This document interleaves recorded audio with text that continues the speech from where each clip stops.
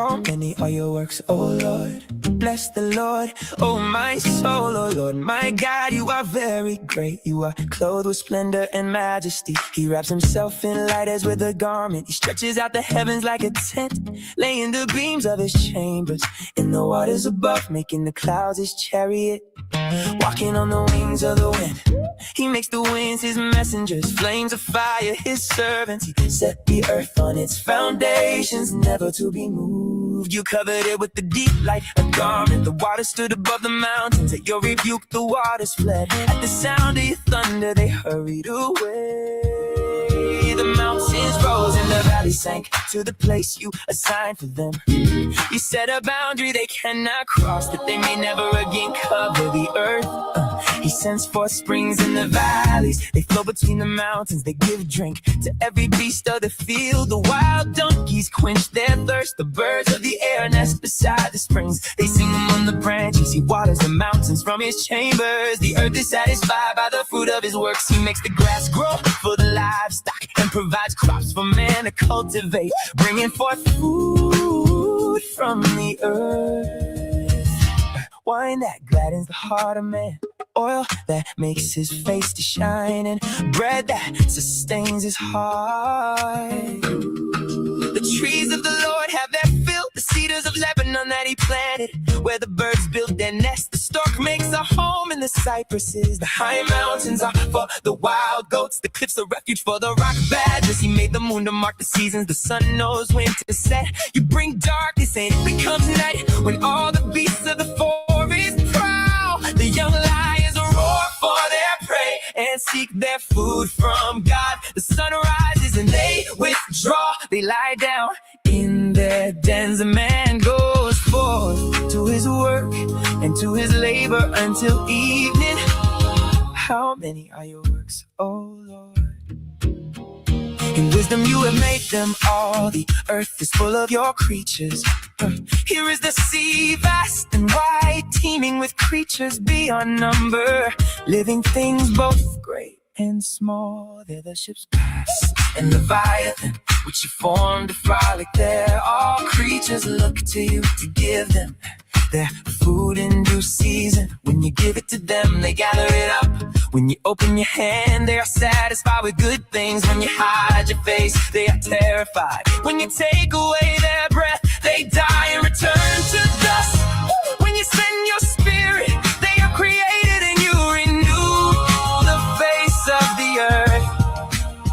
May the glory of the Lord endure forever. May the Lord rejoice in his works. He looks on the earth and it trembles. He touches the mountains and they smolder.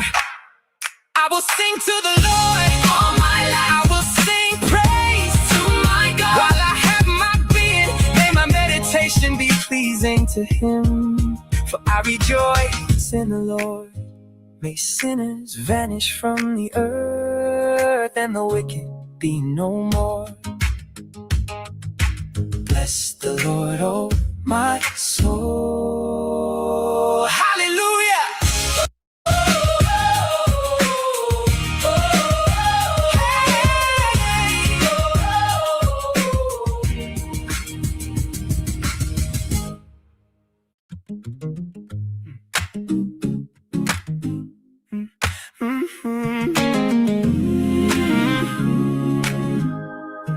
Yeah, bless the Lord, my soul. You wear light like a coat. Stretch out the sky like a tent. Above these waters you will float. You make the clouds your chariot. You ride the wing of the wind. You set the earth on its pillars and keep the whole thing in. You laid the sea in its place. You drew the line it can't cross. When you speak, the deep steps back. When you breathe, the wild gets lost. Bless the Lord, oh my soul. You are holy. Bless the Lord, oh my soul. You are worthy. You fill the earth with your glory.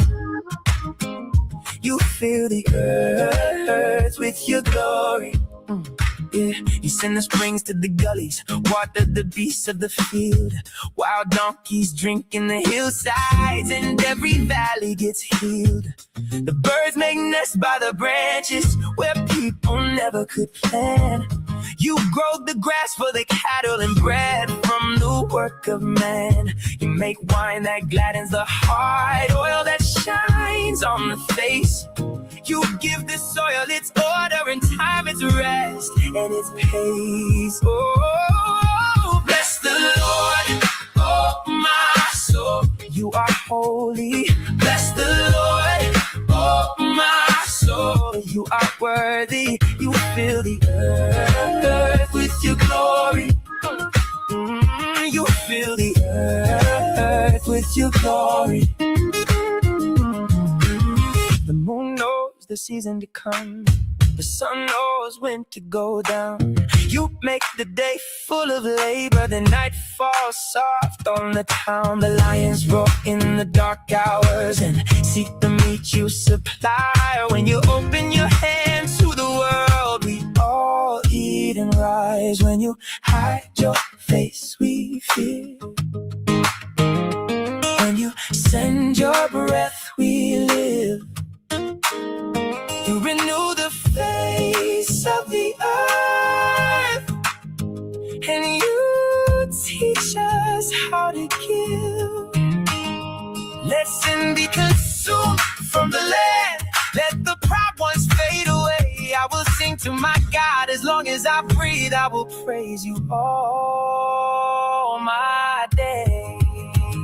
Bless the Lord, oh my soul. You are holy. Bless the Lord, oh my soul. You are worthy. Let the earth sing back your glory. Woo, woo. Let the earth sing back your glory. Oh, bless the Lord, oh my soul. From the sea to the sky. Bless the Lord, oh my soul. You keep us alive. The earth with your glory. You fill the earth with your glory. Let's go. Ladies and gentlemen, boys and girls, we are back. Grace and peace, everybody. Happy Wednesday to you all. And so much going on lately. I just want to say thank you all so much for tapping in. Shout out to the best live chat on the internet. Thank you so much for being a part of the most electrifying comment section on the planet. Yeah, I meant the planet. It's a given fact. It's a given fact. You know, I was thinking about it because, as most of you all know, we got a little bit of drama going on here at Whitaker Park. When you see the local newscaster reading off a quote that you said on a podcast and saying that it is some kind of damnable statement, but you're like, sir, I just quoted the Bible. That's crazy work, y'all. When you see your name splattered and you hear your voice splattered over national news and you're quoting scripture, that's crazy work, y'all. I cannot wait. I cannot wait to be able to tell y'all the stories. Oh, the sights I have yet to show you. So anyway, I just want to get that off my chest. I just had to get off my chest. So instead of it now, I'll just play it as a song and see what happens then. Maybe I'll get a round two. Y'all, I really wish I could tell y'all. I really wish I could tell you. So as you've seen, I haven't said anything about it. This is the most I've ever said about it. And I hope my wife isn't cringing even now as I'm saying this. But wait, I'm coming. Don't you worry about it. Don't you worry about a thing. Grace and peace, everybody. We're back. All right. Today we got a good show planned. There's a lot of stuff going on out here in this world. I don't know how y'all let this world get all crazy and cattywampus like we got to get this world under control. So let's get it going, y'all. Thank you so much for tapping in. Last month we had a really good month. It was fantastic. Some reason, do y'all see there's a light right here?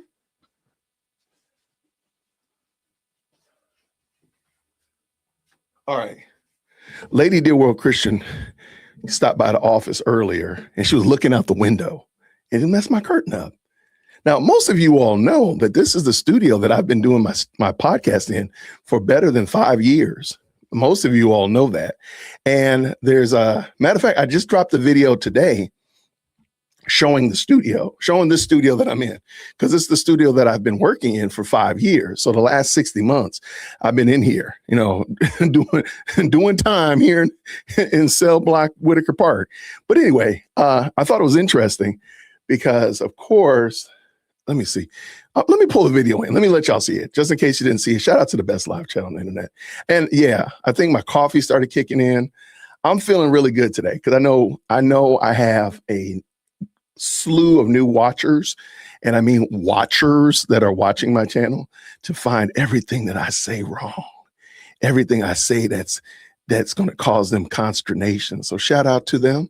So we're going to consternate them today real quick. We're going to add a little bit of consternation to their lives.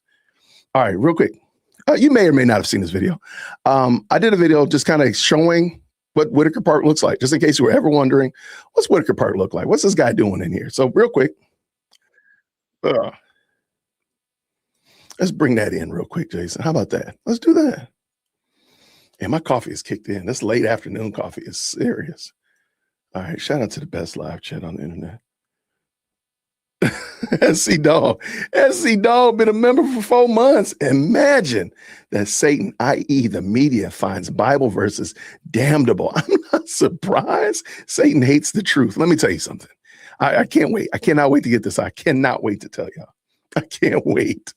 I have such sights to show you. But hey, speaking of sights to show you, hey, this is Whitaker Park. Let's go. Green hearts in the chat when you can hear.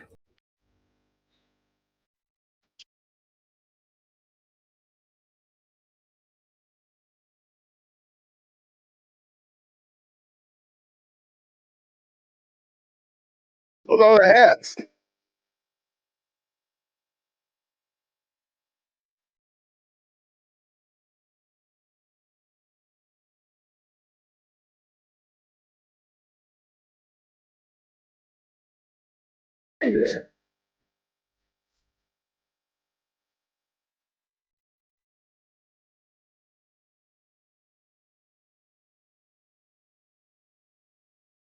All right, let's go. Let's look at this. Is back in the day. It's back in the day how the studio used to look.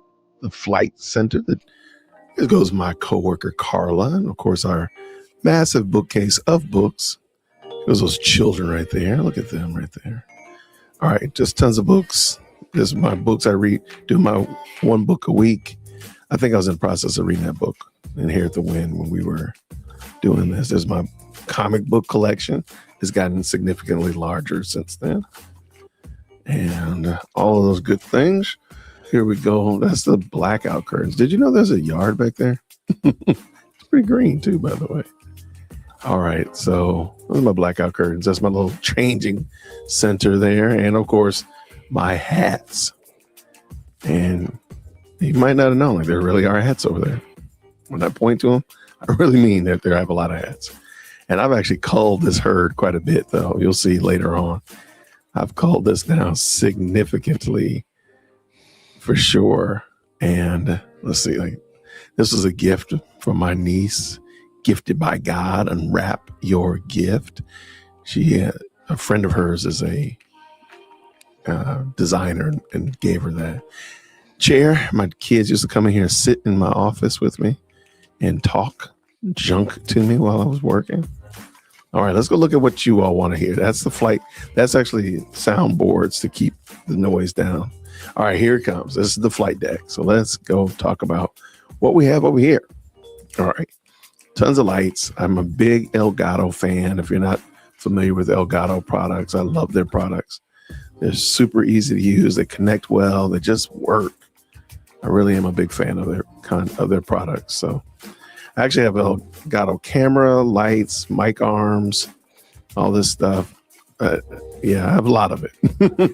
There's my third monitor. Of course, this is my camera. Let's call that number 1. We have 2 monitors right there. Here's some coasters, because I'm always putting drinks in here. This is what it looks like now. And let's come back and look at that. Let's go. All right, so I did a little bit of changing up, as you can clearly see. First things first, you notice that the bookcase is gone. You also notice. So let's go talk about it. Here we go. All right. So the bookcase, I moved that over here. It's a lot easier. My coworker, she wanted to change a venue. So we put the bookcase over here. The hats got way more organized. I did cull them down quite a bit, though. I did cull the herd, so to speak, down quite a bit. And that hook down at the bottom is all the hats that I just couldn't give away. All right, let's go talk about the Flight Center. Let's go.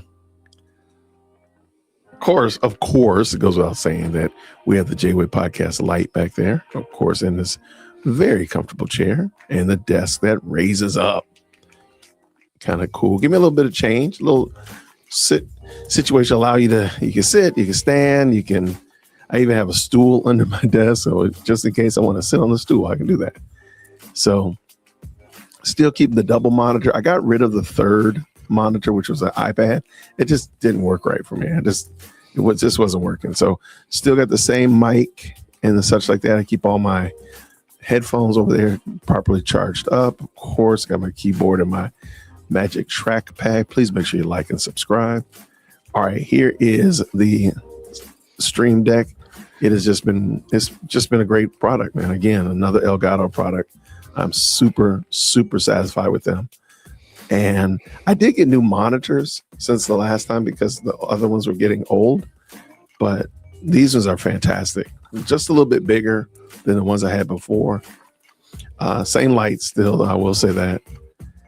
I did cop another camera. I don't think I actually showed it right here. I actually have a different camera than back in the day. So the second camera is a little bit different than the one that we had in the past. And of course, we got the double monitors. We can see things. I like to use two monitors. It makes it super easy to operate and keep everything moving in the right direction for me. And that is what we got going on here. Still got there's my stool. We still got those coasters. I still like using those. We got some great lights back here, mesh lights to cast a nice little green back there in the background, separate me from the background. I thought that worked out quite well.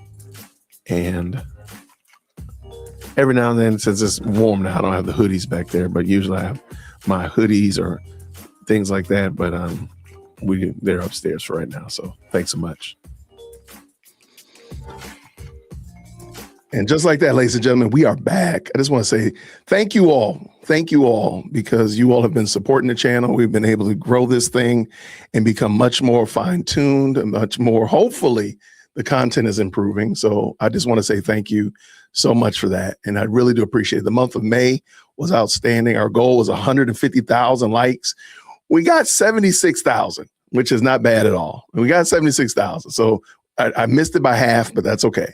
I do appreciate everybody who hit the like button, everybody who watched the videos and all that kind of good jazz. So thank you all so much. Thank you very much.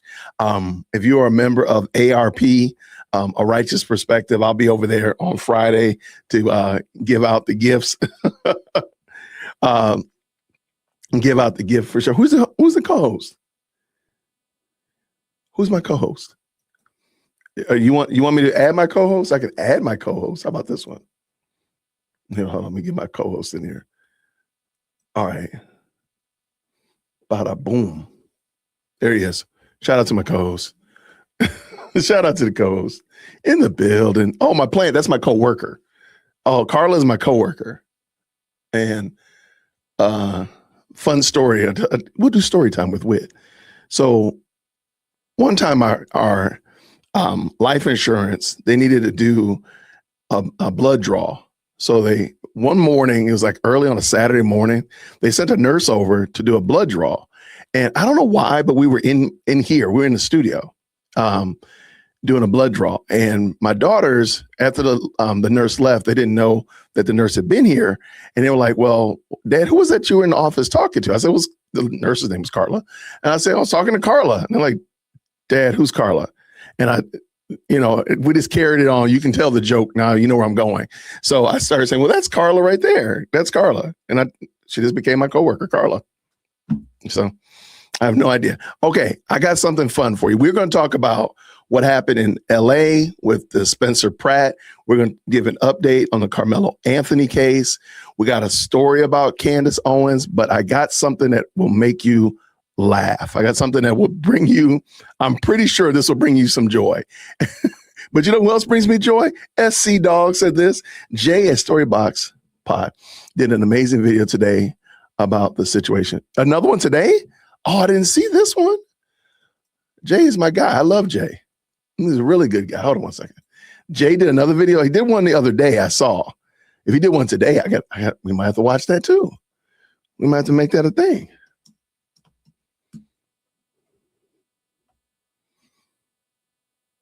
Okay, I think I saw this one. If this was, this was yesterday. I mean, guess technically yesterday, because Jay is like 13 hours ahead of us because he's in Australia. I believe I saw this one. I might pull it back in, but I might have to make a phone call to make sure I can do that. I know, it sounds crazy, but y'all know what I'm talking about. Okay, this is what I'll do, because I saw this one. So what I'll do is I'll drop it in the chat for y'all as well. So y'all go by and check out Jay after the fact. Thank you so much, SC Dog, for supporting the channel. I appreciate you. All right, let me this one. I got a funny video for you before we get into serious things like Karmello Anthony. And so we got Karmello Anthony, we got Spencer Pratt, we got all kinds of shenanigans going on. But I have something that will I think it'll make you laugh. It made me cackle like a third grade girl. So I figured, why not? Why don't y'all cackle with me? All right.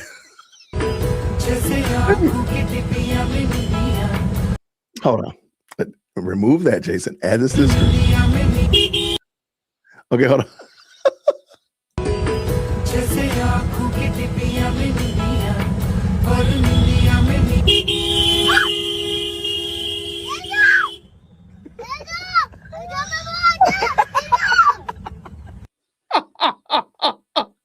Come on. The little guy was trying to get he was trying to riz her up. He was trying to riz. And they ruined his riz, man. They messed it up. Look at him.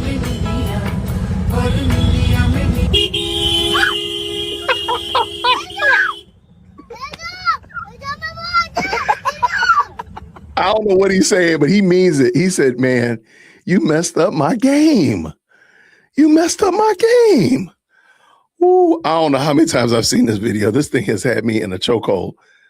Oh my gosh, this is so funny to me. Okay, I gotta do one more. He was trying to sweet talk her. He said, look, I got goldfish. What you need? I got a juice box. What you need? What you want? He was trying to riz her up. Hold on. I gotta do one more time. One more time.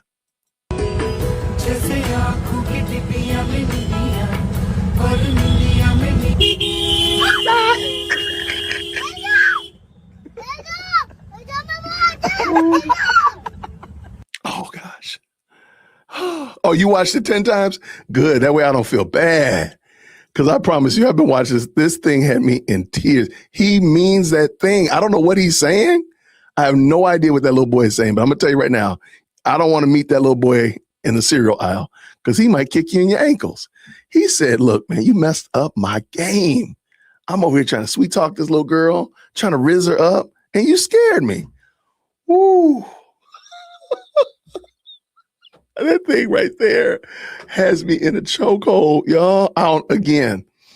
That might have to become a regular staple. I love it. Shout out to my little guy. Shout out to him. Now, we are not going to talk about the fact that he's sitting on that motorcycle or that moped without any kind of helmet, seatbelt, nothing. We're not going to even talk about it. We're just going to laugh and pretend like that makes sense. What's going on? A biblical worldview in the building. Shout out to you. But I don't know if I want to know. He might be saying something. He looked like he was saying something spicy. I don't know if I want to know what he's saying. He looked like, look, you done messed up my game. We were right here at the stoplight. I was trying to riz her up and you messed me up, man. He might be saying some naughty words. Oh, and he was sitting backwards. Good point. He was sitting backwards. Okay, you know what? We're going to have to watch this again and give some commentary. He's sitting back, whereas my girl is sitting forward, but neither of them have any kind of safety gear on. No helmets, no rash guard, anything of that nature.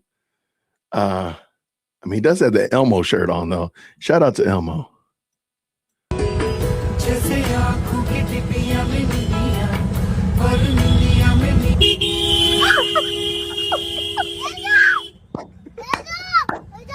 How did you know to do that, man?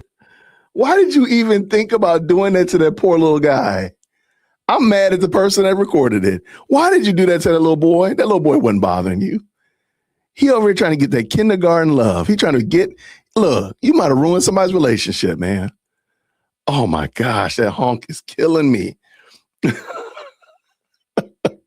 Yeah, the dad and the mom. Okay, so what do y'all think is going on? I personally think this is the dad and the mom, the male and the female that are riding the mopeds know each other. And this little kid, they know one another. That's what I think. Personally, I have no way of course, no way of knowing that. But I think they know one another. And that's why the little girl is looking happy that he's about to touch her. So I'm assuming that she knows him, you know, I'm trying to it's not like a total absolute stranger walking up on you, trying to rub your face, trying to rizz her up. Like he knows her. That's what I'm thinking. You know, what do y'all think? What do y'all think? Comment in the comments below. Oh, you think it's AI? Oh, come on. Everything can't be AI. Everything can't be AI. No. They ride like, whoa, GPS signal lost. They ride like that with the whole family on these scooters in the Philippines. Wow, really? Man, y'all better stop that stuff, man. Y'all better quit it. Hold on 1 second. All right. Yeah. GPS signal lost. Y'all hear the GPS signal lost? What is the GPS signal? Why do you need the GPS signal is the question I got. Okay, I think we're good. Okay, it's still illegal. Oh yeah, this is a major illegal riding. Oh, can we? Oh, okay. I'm sorry. I'm reading the thing wrong. I'm sorry. She said we can still legally ride in the back of a pickup truck in Oklahoma. Wow, we used to do that when I was little. I didn't know you could still do that. Yeah, my dad used to. I mean, we used to all pile in the back. That was the craziest ride. The license plates are gibberish and everyone's looking back before the honk. Oh, you think? Wait, now I gotta. Is that what are you trying to steal my joy? Now don't make. Oh, Mike. Oh, y'all, is Mike up in the building? Hold on. That's right. I got my. I'm sorry. We got to talk about that. The pineapple thing. Okay, hold on. Let me see.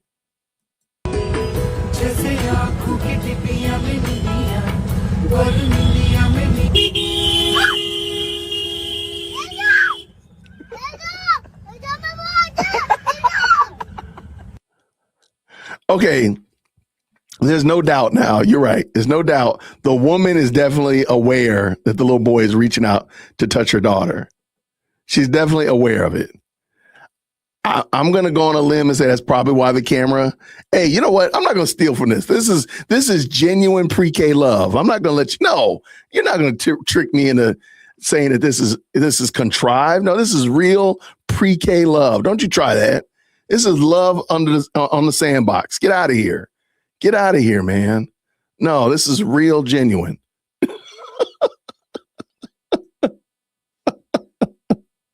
That thing has had me in stitches all day. And clearly I'm not looking at it as deeply as y'all are, because y'all done come up with 955 different ways that this is not real. But I'm going to stand on it that this is some real love. They're going to invite me to the wedding. I don't care. They're inviting me to the wedding. Now, I told y'all this is a mixed bag show, ladies and gentlemen. We're going to have a good time. I just want to talk about fun stuff, and that's what I'm going to do. The other day, we were looking at the pineapple Kool-Aid shenanigans, right? And oh my gosh. We were looking at the pineapple shenanigans. And one of our wonderful members of the best live chat on the internet was tasked with, it said he wanted to now. He said he was going to do it. He was going to try to make, my video is lagging. I wonder what's going on. He was going to try to make the pineapple, the Kool-Aid pineapples and mangoes just to see what they were like and give us some feedback on it. So I'm hoping, so I'm going to go over his homework because he turned in his homework, A+ student right there. Turned in his homework, which is always good. Always good to turn in your homework soon after the assignment was given, which is always a plus. Turn in your homework as quick as you can, get it out, just get it done. All right, so let's pull this in. Shout out to Mike in the chat. All right, you might not be able to read this. And he says, hey, Jay-Witt. All right, here's my full review of the pineapple mango Kool-Aid experiment. This thing has gone way too far. I'll be honest with you. I've seen so many people, and it's not just one people group. I've seen all kinds of people doing this experiment or doing this, trying to taste this or try it out. It's all over the place. So if the majority of America keels over because of this, it is not my fault. And he says this, both soaked in Tropicana fruit punch mix for about 48 hours in the fridge. I used about half of the Kool-Aid packet for each of the test subjects. For the pineapple, I mixed the Kool-Aid with the juice from the jar. Okay, that's cool. For the mango, I had to use water. Okay, the mangoes. Okay, got you. Side note, my Sam's Club didn't have pineapples in stock, but I was able to find a smaller jar, the same thing at Hy-Vee. I will say I went to Kroger this morning because I was thinking about that, and I was in the aisle and I saw it. I said, there is absolutely positively no way in the world you're going to get Belinda's son to go ahead and buy a $10 jar of pineapples. That's just not going to happen. I'm not going to do it. It's just not going to happen. So anyway, let's keep this dance going. What else did Mike say? He said, findings. The pineapple tasted very good. And as expected, needed no extra sugar because he mixed it with the sugar, the juice that was in the jar. So whatever the juice in the jar was probably enough, he said. Okay, which was the question I had. Thank you. A serving size of half a cup, 80 calories and 2 grams of sugar, including added sugars from the syrup that it's in. The Kool-Aid packet has 0 calories. The mango is a nice alternative if you don't have as much of a sweet tooth. Okay, because mangoes aren't really like super, super sweet off the bat. Okay, I got you. I ended up adding about half a teaspoon of sugar to mine and enjoyed it without added sugar. You can do a serving of 1 cup for about 100 calories and 23 grams of sugar, naturally occurring sugar. Fun experiment, but I wouldn't waste $20 buying these from anyone. It costs about $8 to make it with the Hy-Vee charges of $7 for a 24-ounce jar. The people putting a full cup of sugar in the pineapple before selling them should be arrested and charged with attempted murder. Good gracious, man. Mike said, look, I'm dropping charges. These people catching papers, man. He said they should catch. I lost my big toe just thinking about how sweet those things must be. That is true. Like, I can't imagine. I've seen some that are putting, I think, probably even more than a cup. Like, that's just ridiculous. Oh my gosh. Okay. A nice snack in moderation or a good beverage companion. I kind of wonder, and I'm not trying to get you to do another one, Mike. I'm not trying to get you another one. Would this be good with like an adult beverage? I don't know. Would the pineapple, Kool-Aid pineapple thing work with an adult beverage? And then if so, what would be the adult beverage? Y'all know I don't even drink, so I have no idea. But it just seemed like that would probably be something to go along with an adult beverage. The kids enjoy them, and there will likely be no naps in the house today. Hopefully you got some sleep, man. Hopefully they went to sleep after that. Take them outside and run them around. Oh my gosh. Okay, so here we go. Thank you so much, Mike. Okay, what do we got here? All right, so here is the, this looks like the pineapples, okay. So Oh, okay. This is the pineapples in this jar, and then the mangoes in here. I got you. I got you. All right. Well, I mean, we're scientific here, ladies and gentlemen. That's what most of them look like, just like that. Yeah. All right. Okay. Shout out to you, Mike. Thank you so much, man. Hopefully, yes, it would be. It would pina colada. Really? That's what I'm thinking. Like some kind of adult beverage. I wouldn't be surprised if that becomes a thing.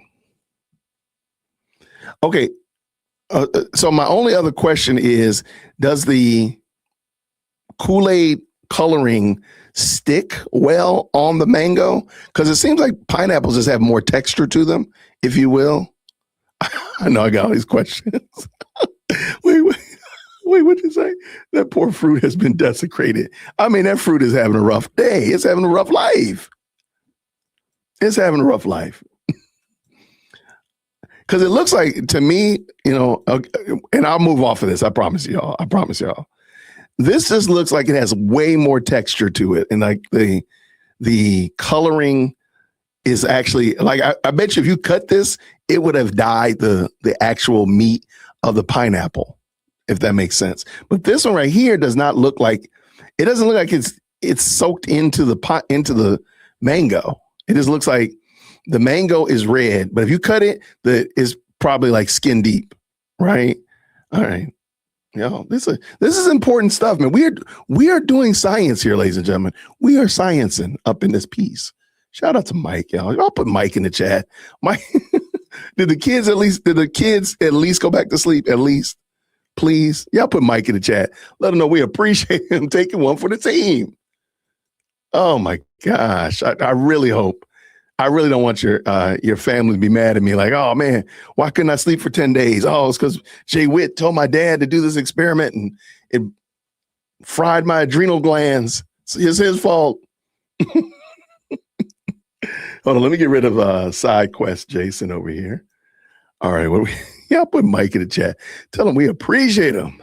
Shout out to the best live chat on the internet. So most of you all know that there was a little election going on in LA County, LA City on yesterday. And, to my surprise, Spencer Pratt did way better than I anticipated.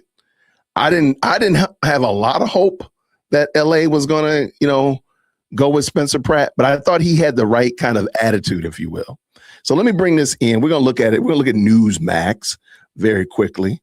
And then, you know what? We're going to no, we're not going to do Newsmax. We're going to jump over here to Decoy Voice because I love Decoy and I haven't checked him out in a while. All right, so that's what we do over here. We make adjustments on the fly. Shout out to the best live chat. Let's go. All right, Decoy, and I'll have to change it because I don't have Decoy in the description of the video. I have another, so let me drop it in the chat for y'all. This is Decoy Voice. Excellent content creator. Shout out to the content creator. All right, let's get going. Green hearts in the chat when you can hear. Let's go. Currently seeing 3 distinct campaigns for mayor of Los Angeles as Spencer Pratt deals with hecklers on the street during his live stream. Oh, what is Councilman Rama's experience? Making drug addicts next to kids in schools? Is that the experience like? She likes drug addicts in front of kids' schools. Can you answer the question? My experience is making sure moms are safe again. That's my price. You literally have no experience. Sure. I don't think we can ever use the you don't have experience trope anymore. Did Mom Donnie have experience? I don't think we can do that anymore. I think at this point in the game, we can leave all of the you don't have experience foolishness. I think we got to leave that alone. I don't think. New York hired somebody who had no experience whatsoever.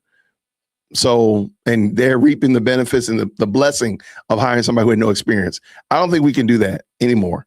We just can't. What do y'all think? All right, let's go. Decoy, let's go.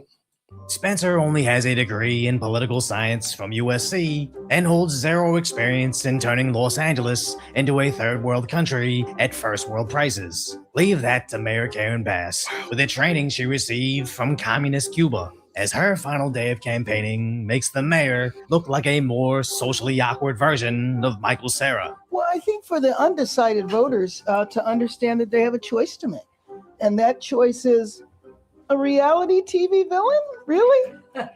How did that work for us on a national level? Whoa. One of the most important issues in our city is people feeling safe. You can't feel safe if there's an encampment there. It's not safe for the people in the encampment, and it's not safe for the people around. Ah, yes. The homeless encampments she spent over $1 billion of our tax dollars on in only 4 years, making LA a paradise for mice. But of course, she still has supporters. Who do you want to win as mayor of LA? Karen Bass. And why Karen Bass? Black Pride. Why Karen Bass? Well, I'm going to tell you something really specifically. She has supported the Ramadan Fest. Race pandering is basically all she has left, as if you're willing to overlook all the suffering, wasteful spending, and literal plagues returning, then maybe this is the LA you deserve. He said literal plagues returning. Shout out to Decoy Voice. He said literal plagues returning. I wanted to ask the question I had this morning when I did my response to the LA mayoral results. I wanted to know, like, what did Karen Bass say? What did Karen Bass say to cause people to vote for her? Because she got what, 37%, and my man got 30% or 36 and 30%, something like that. But what did she say that really swayed the vote? I would love to know. I would just love to know. Because I just don't get it. I don't get what are they seeing that we're not seeing. That's what maybe we're seeing it wrong. Maybe we're not seeing it in its fullness, in its totality. What are they seeing as LA, what do they call Angelinos? What are they seeing that Karen Bass is just crushing it? But the worst part to both Mayor Basota and Councilwoman Raman's election strategy is they're basically campaigning against their own administration. The LA that I grew up in, first of all, was a lot cleaner. There were not people sleeping on our streets. The city was actually affordable. You could rent an apartment, work part-time, and go to school. So it was a lot different. But unfortunately, the city isn't affordable now. And we do have people sleeping on our streets, which is exactly why I ran for mayor, because I know how our city can be, and we're going to get there again. Basora promises to solve all the problems she caused. It's Kamala all over again, saying, yes, we ran everything for 8 of the last 12 years with a 2-decade-long career in politics, or vote for me, because in year 21, I really mean it now. But when Basora's angle is, assume voters are imbeciles, Councilwoman Raman is just a typical windsock politician, swaying to say whatever she thinks is more popular than delivering on neither. Now, it's one thing when she's switching up on her defund the police stance, but her hypocrisy on the homeless is much worse. I don't think a kid's going to be safer because a tent is 500 feet away from a school. You know, it's like whatever. Yes, rolling your eyes at the families not wanting to see new drug users by their school is the epitome of a champagne socialist. But then they took the issue directly to her home. And I realized that there were people setting up what was, I think, a fake encampment, like a homeless encampment outside of my house. I have 2 little kids. Yeah.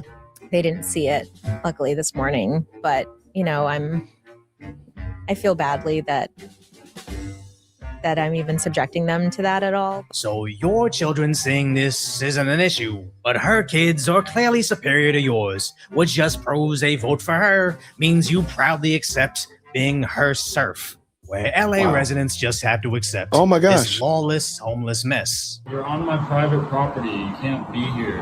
This is not a f***ing hotel. But once it arrives... Wait, hold on. Wait, what? Y'all, hold on. Hold up. This is outside somebody's crib, y'all. Y'all, we got to do something. We got to bring sanity back. This man is like straight up outside this guy's apartment, home in the, wow. LA, what do y'all, oh my goodness. What do you do? What do you do in this situation? This is, look, and y'all stuttered to elect Karen Bass or Spencer Pratt. That's crazy. You can't be here. This is not a That dude don't look like he got clothes on. But once it arrives on your political superior's doorsteps, only then can they receive police assistance. Meanwhile, everybody else just Wait, hold on, let me see what that said right there. I'm gonna read it. You could be getting stabbed in downtown Los Angeles and the cops are MIA, but put up an anti-Karen Bass sign and cops magically appear and start writing tickets. That's crazy. assistance. Meanwhile, everybody else just gets randomly attacked in the streets. Oh my gosh. And I know this happened in Santa Monica, which has its own mayor but sees the same exact issues we do in Los Angeles, as it's just a couple freeway exits away from LA. And neighboring Venice Beach sees the same exact level of unsafe insanity. Call the police because we have this dude here yelling at us, my kid. I don't think it should be now like this because there's so many kids right here. That is scary, random yo. bum fights that look like medieval gladiator duels have been going down for years now. As sadly, when I searched for that specific incident in Venice, I had to scroll past nude, spiked club duels, brawls between the Birdman versus the Canvas Man, random 4x4 beatdowns over nothing, but nonstop bedlam between everybody without a bed, as these social workers just sit there and do nothing. But in Mayor Karen Basorda City, it almost seems like the law is optional, including election laws in Basorda's own campaign ad. Hello, everybody. All right. Thank you so much for all of your support. I know you have been walking precincts. You've been making phone calls. You've been over there at the headquarters.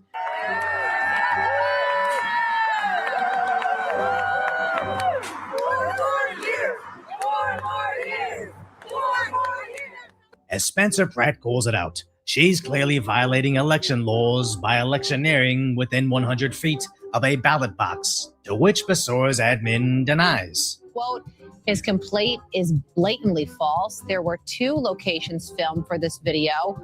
One 200 plus feet away from the ballot box with signs, and one next to the ballot box, no signs. As she's clearly within 200 feet of this ballot box, and chanting 4 more years with your team is electioneering. You can only get to this level of lies when you've gotten away with it for decades, with your supporters being too stupid to notice it. She posted this herself, but still expects 0 legal repercussions. Wow. As the Democrats have their secret weapon, celebrity pandering. Someone you go in the streets. Shame on you. Gather the people together, not someone who's divided. Karen Bass is that person. Which is hilarious, as people are superimposing his endorsement over her city. But I really think this is the next stage of champagne socialism. Not even trying to lie, saying we're gonna fix this, but getting their peasants to accept third world living at first world prices. Pop stars are starting to see if this will stick. Stop saying New York smells like piss and start saying that your piss smells like the best city in the world. And the mindless bots on Reddit completely lean into it. Real. So don't demand better from your Democrat leaders. Just accept this Elysium-style system they've set up, because don't you want to be accepted by these cool celebrities? Where Rahman's endorsement says it right on the surface. Don't support Spencer Pratt because everybody else won't like you. Interesting how it isn't about policies, safety, fraud, or anything that's actually impacting us. It's all about he's a MAGA Republican. And obviously, you'd rather get stabbed by an insane drug addict than also be called a MAGA Republican. And even though that looks like a fan-made ad, what Rahman's actually putting out herself is far worse. As honestly, I think whoever's running her campaign secretly hates her. Even her professionally produced ad is somehow even worse. We have a mayor who's failed to lead this city. And on the other hand, a right-wing extremist powered by MAGA is channeling people's frustrations about this city into fear and anger and hatred. Never once have I seen Spencer blame anybody for the fires other than the Democrats in office, whose failures are responsible for the fires. But somehow she's saying this is really about MAGA and pride because she can't actually beat them on policies reverting to pandering to identities. So proud to get this group together, writing, no AI was used in this video. This was like 40 people that couldn't even fill out the entire frame, which is yet another example of the mismanagement that is her campaign and overall political career. All this wasted space, a huge production crew to shoot 60 seconds of everything we already knew about you, and sadly, the other socialist is doing the same exact thing, with Mayor Basota seeking the max amount of spending you can waste to display what little movement you have, compared to Spencer getting support from absolutely every corner of the city. And Spencer has zero issues showing up in the hood, since South Central actually loves him. Meanwhile, billionaire liberal... Yo, if I read that Spencer Pratt had like the Bloods came out to hang out with him. Dude got bona fide gang members. Dude out here bringing unity to the streets. He bringing peace to the streets in his political... Y'all, you cannot make this stuff up. You cannot make this stuff up. Politicians show up to the same spots and are immediately shook down for the reparations that they promised, as the city's really in a terrible situation. And I've long said, anybody running against a Democrat establishment doesn't even need to campaign, but just put cameras up in every deep blue city that's been run by the Democrats for decades and simply say, it's time for a change. As finally, I really believe Spencer will bring in a renaissance to Los Angeles. It's not safe, it's not clean, and it's not affordable because the current mayor and the current city have so much red tape and so much literal impossibilities for developers to build. And there actually will not be drug addicts at the entrance to their buildings. And we're going to build so much housing, the entire city will be cranes. We're going to look like Dubai in 8 years. And maybe young people just don't know what Los Angeles could be. But just go back and watch reruns of The Hills, where he played the villain, or even Entourage, which also took place in early 2000s LA. And yes, television is television, but the backdrop of every scene really encapsulated what the city was. Everybody having fun. Businesses booming everywhere, where you could feel safe anytime at night, and no bums bashing out your back windows or literally dying. But then these scumbag socialists swept in and turned the city into third world living at first world prices. And where I normally ask for a subscription or check out my Instagram, what I really want is for you to actually vote. Tell your friends to vote, or even share this video as to why they need to vote, as most people don't even know what they're actually voting for. Shout out to Decoy Voice. And Mike, you asked the question. You know what? I believe that anybody has an opportunity in a fair election. I'm kind of wondering, why are they doing mail-in ballots? That's kind of weird, but you got my point. If it's just fair elections, I think anybody has a chance.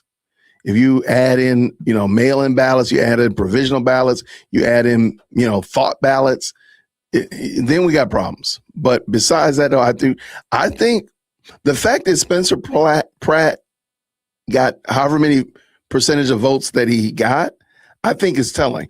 If Rahman wasn't in there, and then there was two other candidates, they got like 6-7% in total. If those three people weren't in there, it's just Pratt versus Bass. I think it would have been very interesting. That's all I'm gonna say.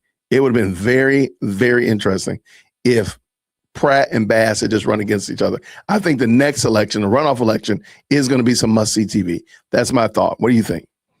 What are y'all thinking about that? That's where I'm at with that. Okay, now you may have seen this, of course. There was a man on the street, woman on the street, interviews going on last night in LA, and one of these 11 Alive or Los Angeles Alive news persons was interviewing some people that had been, shall we say, they had been taking advantage of the fruit of the vine, and they gave a very interesting interview. So let's bring that in. All right. It's a much more lively vibe and very. Okay, let's go. Green hearts in the chat where you can hear. It's a much more lively vibe and in very LA fashion. There's now a chopper flying overhead. He's having his party at a Mexican restaurant that he has loved for years. And there's some Spencer Pratt supporters here who seem in a very good mood. Yeah. You guys have Instagram Patriot Welcome.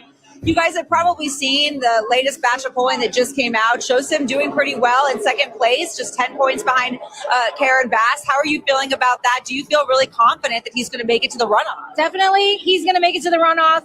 There's a lot of people who already voted for him. Their votes haven't been counted yet. They voted day of the election, old school style. So I think his numbers are going to get better. What is it about Spencer Pratt that you just is resonating with you? Because he's speaking out against communism and socialism, and it is a real big problem in our cities, especially in LA where it's turned to crap. It's not an accident. They're doing it by design. Karen Bass wants to destroy our city, and it's nice to see someone like Spencer Pratt. I could simplify it because those buzzwords are like they melt the brains of like left, leaning people. So let's just say it this way: he doesn't want a human feces to be a part of your life. Yeah. He doesn't want homeless children outside. Totally. Homeless Thank you. Outside. Oh, We you have- didn't no. like that. We have- She ran away. He doesn't want homeless people outside of we the elementary appreciate you. schools having Can I get a sex shout out real quick? We appreciate you. Oh my gosh. We appreciate you. We've talked a lot about the homelessness. Thank you. All right. I'm going Listen, don't Liz, appreciate you, ma'am. I got it. Thank you for navigating that so well. No, we can. That would be kind of scary. I ain't gonna lie. That's late at night. Those gentlemen have been taking advantage of the fruit of the vine. It look they might be taking advantage of the devil's lettuce as well. And that's kind of scary. I'm not gonna lie, man. Shout out to the best live chat on the internet. Hey, I'm looking forward to seeing how this pans out. What are you saying? What's going on with the comments? Shout out. Shout out for sure. Wow, thank you so much, Aaron. Right there. What do you say? Hola. Aloha. I apologize, Jason. I sent you an email to your old address as I didn't have your new one. I got it early. Check at your convenience. I'm sorry what you and the family are going through. Thank you so much, man. Been praying for you. Keep strong. Aloha. Thank you so much. I apologize. We've had a lot going on over here at Whitaker Park. I want to thank you so much, Jeff, for the very kind. I will hit you back. I will make sure I hit you back. So I appreciate y'all for sure. Thank you very much for that. Okay. Thank you very much for that. And you'll be the stream sponsor. Absolutely. All right. Y'all, do y'all know that Masters of the Universe comes out this weekend? Do y'all know that? I really wanted to watch. My daughter wants to go see He-Man. And I said, you know what, baby? You know what? We're going to go. We're going to go see He-Man together. We're going to go on Saturday. Y'all, I'm hearing some terrible things about this movie, man. I'm so disappointed. Especially since I just went on that rant earlier this week about Hollywood not being creative. And I'm like, dog, man, I really wanted to watch. I was really holding out hope that He-Man would be a good movie. I don't know why, but I'm hearing some terrible things about it. And I just saw one. Dog. I don't know, man. I feel terrible about this. I don't know if I want to see it. Is anybody else going to go see it? Let me know. I got your recap coming. We got Karmello recap coming up in a second. I don't know. I'm feeling bad. I don't know, Samurai. I don't know. I'm not feeling good now. I was really positive until like yesterday. And I heard a report about it. I'm like, wait, hold on. What? Why are we doing that? That's not He-Man. And now I don't know if I want to watch it. I'm going to go watch it. I'm going to go see it because I don't go to movies with my kids often. So matter of fact, it was like a big deal that dad went to go see Michael Jackson with him. And I enjoyed Michael Jackson. I told y'all. So I said, you know what? Maybe it's not as bad. Maybe, but the little bits that I'm hearing, reviews, I just don't know. Yeah, I don't know. And I hate it because, and this is going to turn into Jason's rant, Jason's regularly scheduled rant about Hollywood and their inability to be creative. I'm telling you right now, if you don't like it, I'm just going to go ahead and rant and you're going to be okay. So just buckle in, Cupcake. The problem is these IPs could run for, I truly believe that the 80s gave us the most intellectual property, original, creative intellectual property, bar none. I don't think that you can beat it. The 80s gave us all kinds of movies, all kinds of IPs. It's just, there's no way around that. And I think one of the things that needs to happen, one of the things that must be realized is that certain IPs are for certain people groups or demographics. There are certain IPs that are just not for other demographics. Let me use an example. G.I. Joe. G.I. Joe is not for women. It's just not. Now, women can go see G.I. Joe, but let's just be honest. G.I. Joe and Transformers and He-Man, those are for boys. Those are for guys. Star Wars, those are for guys. Those are for boys. That's just the reality. Now, does that mean that women can't watch it? Don't hear what I didn't say. I'm saying who is it for? It's for guys. Why? Because that comes out of the 80s. That's the 80s when we had the action hero genre, right? Rocky, Stallone, Schwarzenegger, Snipes, just fill in the blank, man. The 80s was just filled to the gill with high octane intellectual property. So I'm sorry. There are certain properties that are meant for one particular demographic. It's not saying that others cannot enjoy it, but it's meant for one. And Hollywood nowadays just seems to hate the fact that there are IPs that are for just one demographic, and have mercy on your soul that that demographic is male. They just don't want that to be the reality. And they're gonna try to mix it and chop it and screw it and never bring it to exactly what we expect it to be. Example being Star Wars. Example being G.I. Joe. That's what happened with G.I. Joe. And the problem is there's still tons of other IPs that they haven't touched. Captain Harlow, Voltron, all of those. They haven't touched those yet. They haven't tried to bring those to the big screen because they don't have people that actually appreciate the intellectual property. That's just it. That's just it. I personally think that the Transformers was the biggest fail that nobody knew was a fail. Because they could take Transformers on for who knows. And now I don't know what they're doing now, but they can't get out of their own way. They just can't get out of their own way. And so, yeah, I'm going to just rant about it. I heard Mortal Kombat was good. Let me see. I heard it was good, and I'm not saying much about it because I don't know much about the video game. I never really played Mortal Kombat. Double Dragon. I'm not really that big on Street Fighter games, but hey, I'll let them have it. But let me keep going.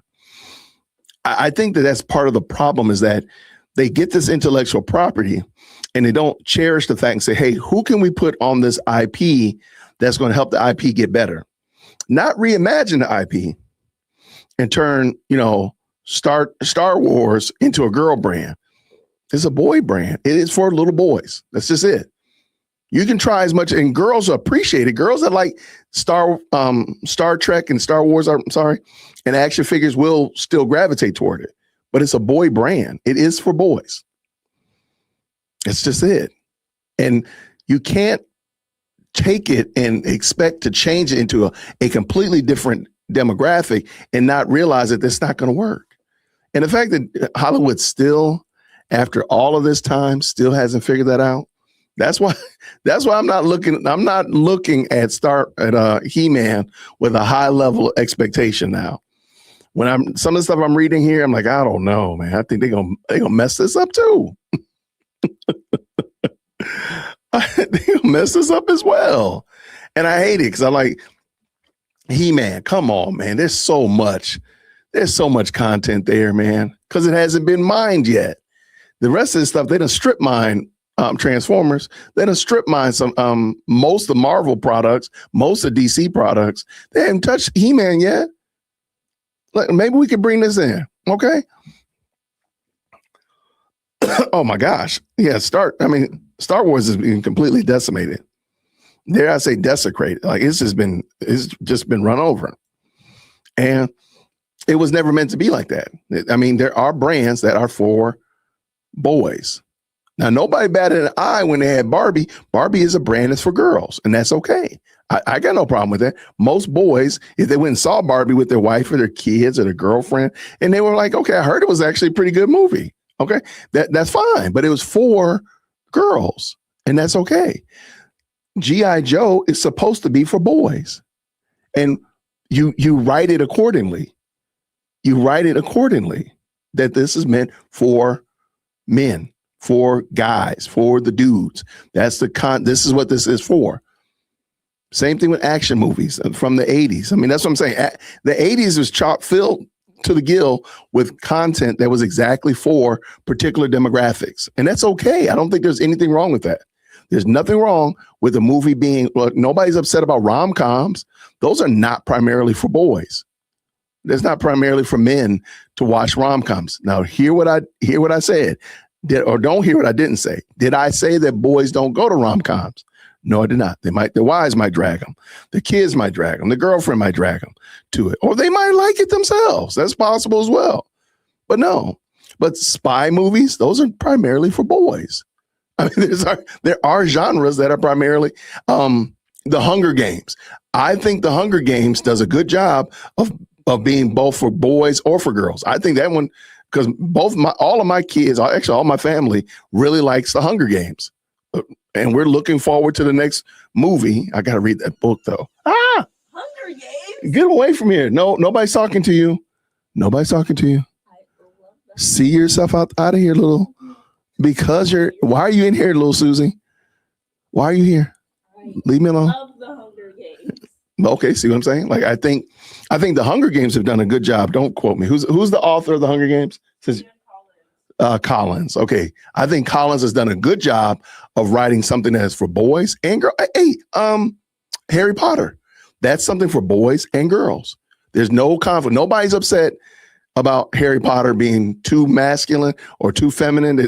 Everybody appreciates and likes Harry Potter. I think everybody likes the Hunger Games. Like both men, you just heard it. And but there are other shows that are not like that. Like I think it's fair to say that He-Man is supposed to be a boy brand. It's supposed to be a boy brand. Is boys beating each other up. One of them's face is shaped like a skull. That's just it. And you run around here with I got the power.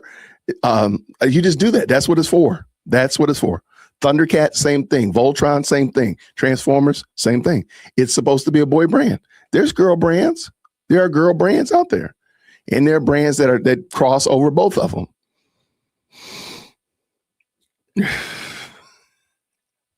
Well, I was talking about the books, the Harry Potter books. I've never heard anybody complain about gender from the books that what's her name? Rollins, J.R. Rollins wrote. I've never heard anybody complain about that. Now, every adaptation of it is just doing whatever it's doing, but I've never heard anybody complain about her actual writing. If that makes sense, I think. Really? Your husband's favorite movie is The Notebook? Now, would he say that? Would he come on and say, I am Christy's husband and my favorite movie is The Notebook?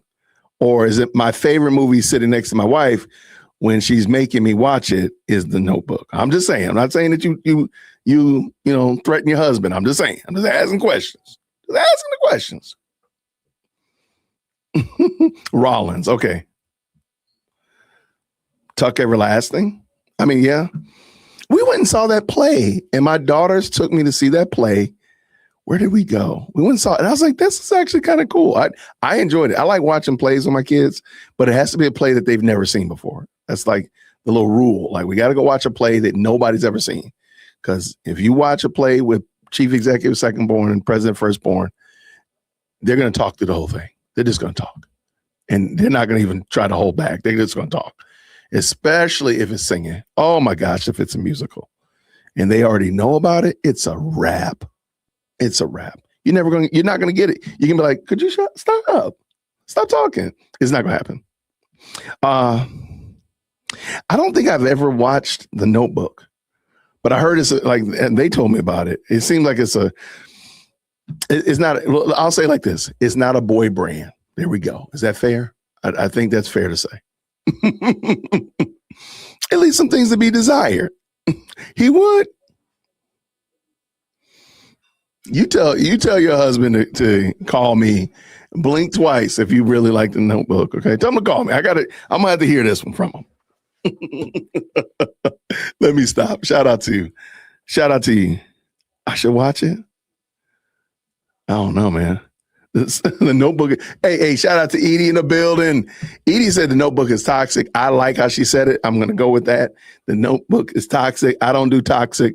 I mean, I already got toxic on my screen. That's funny that you bring that up because Disparo is saying that whatchamacallit is toxic.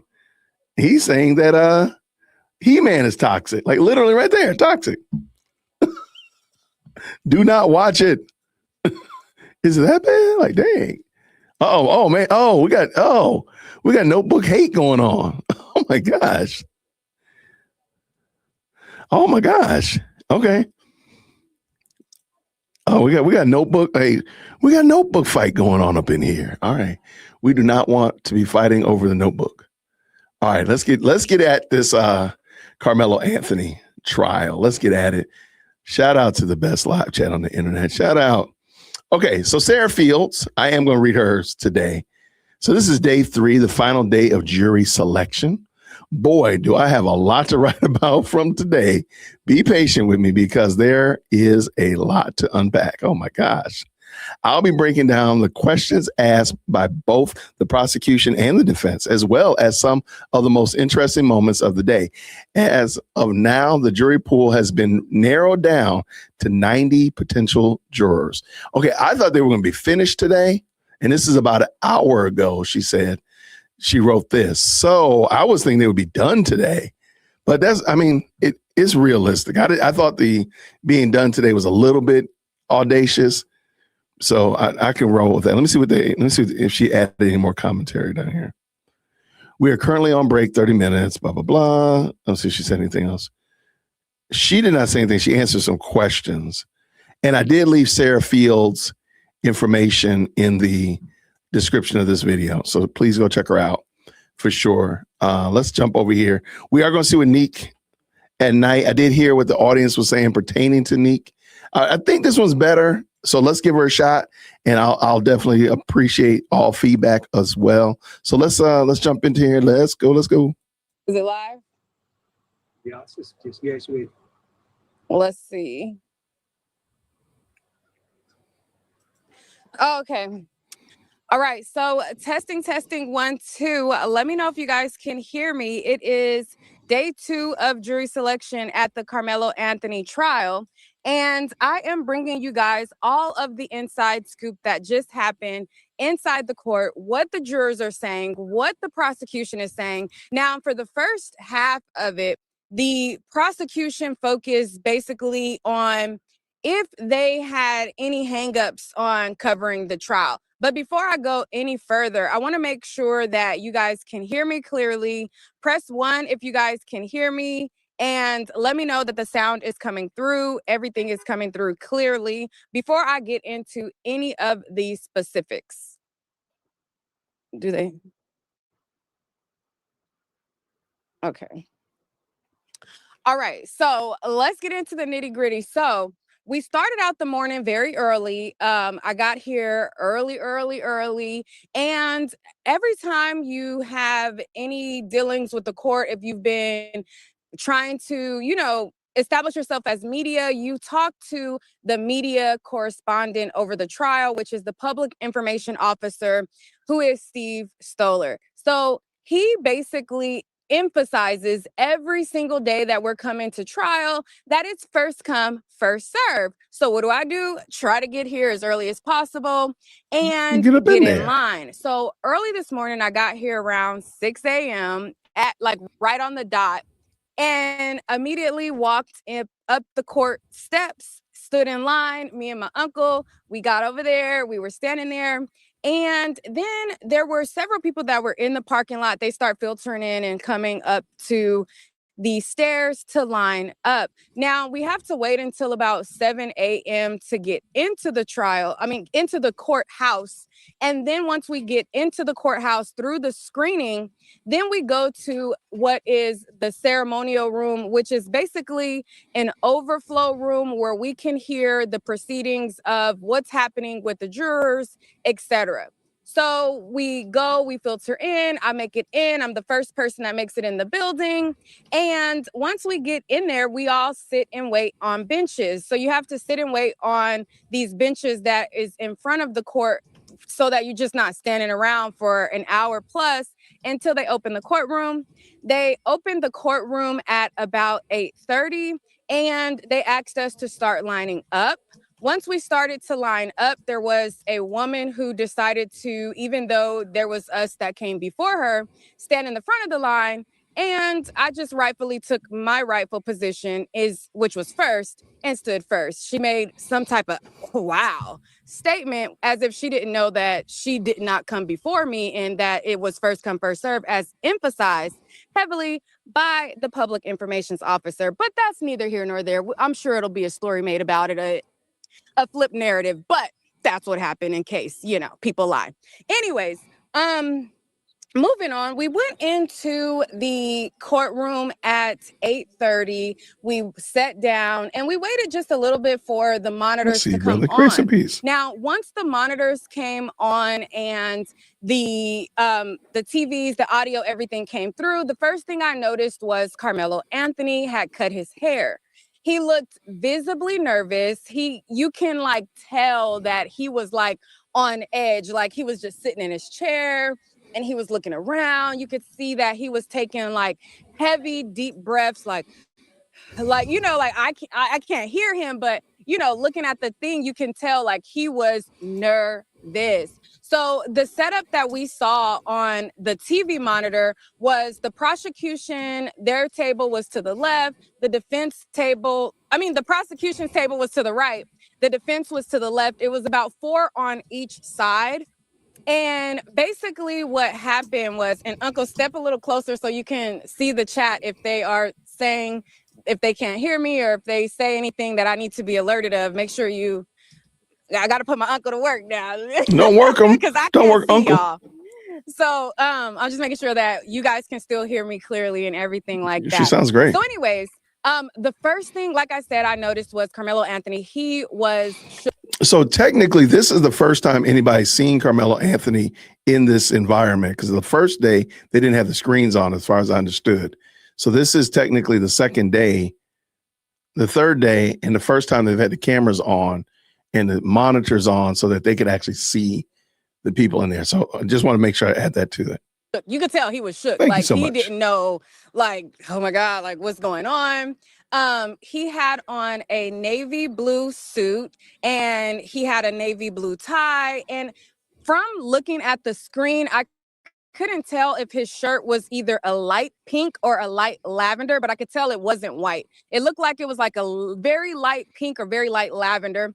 His hair was cut, so he has a very, very, very low cut. I don't know if you call it a fade, if it's not faded on the sides. I'm not really versed in that, but I just know that it was a very low, maybe number 1. What's the number 1? All the way down? He had a number 1 or anyways, he had a very low cut all the way around, edged up. And with his hair cut very low, he looks very little, very, very scrawny and little. He looks like a kid. A lot of the jurors mentioned that he looked like a child as well.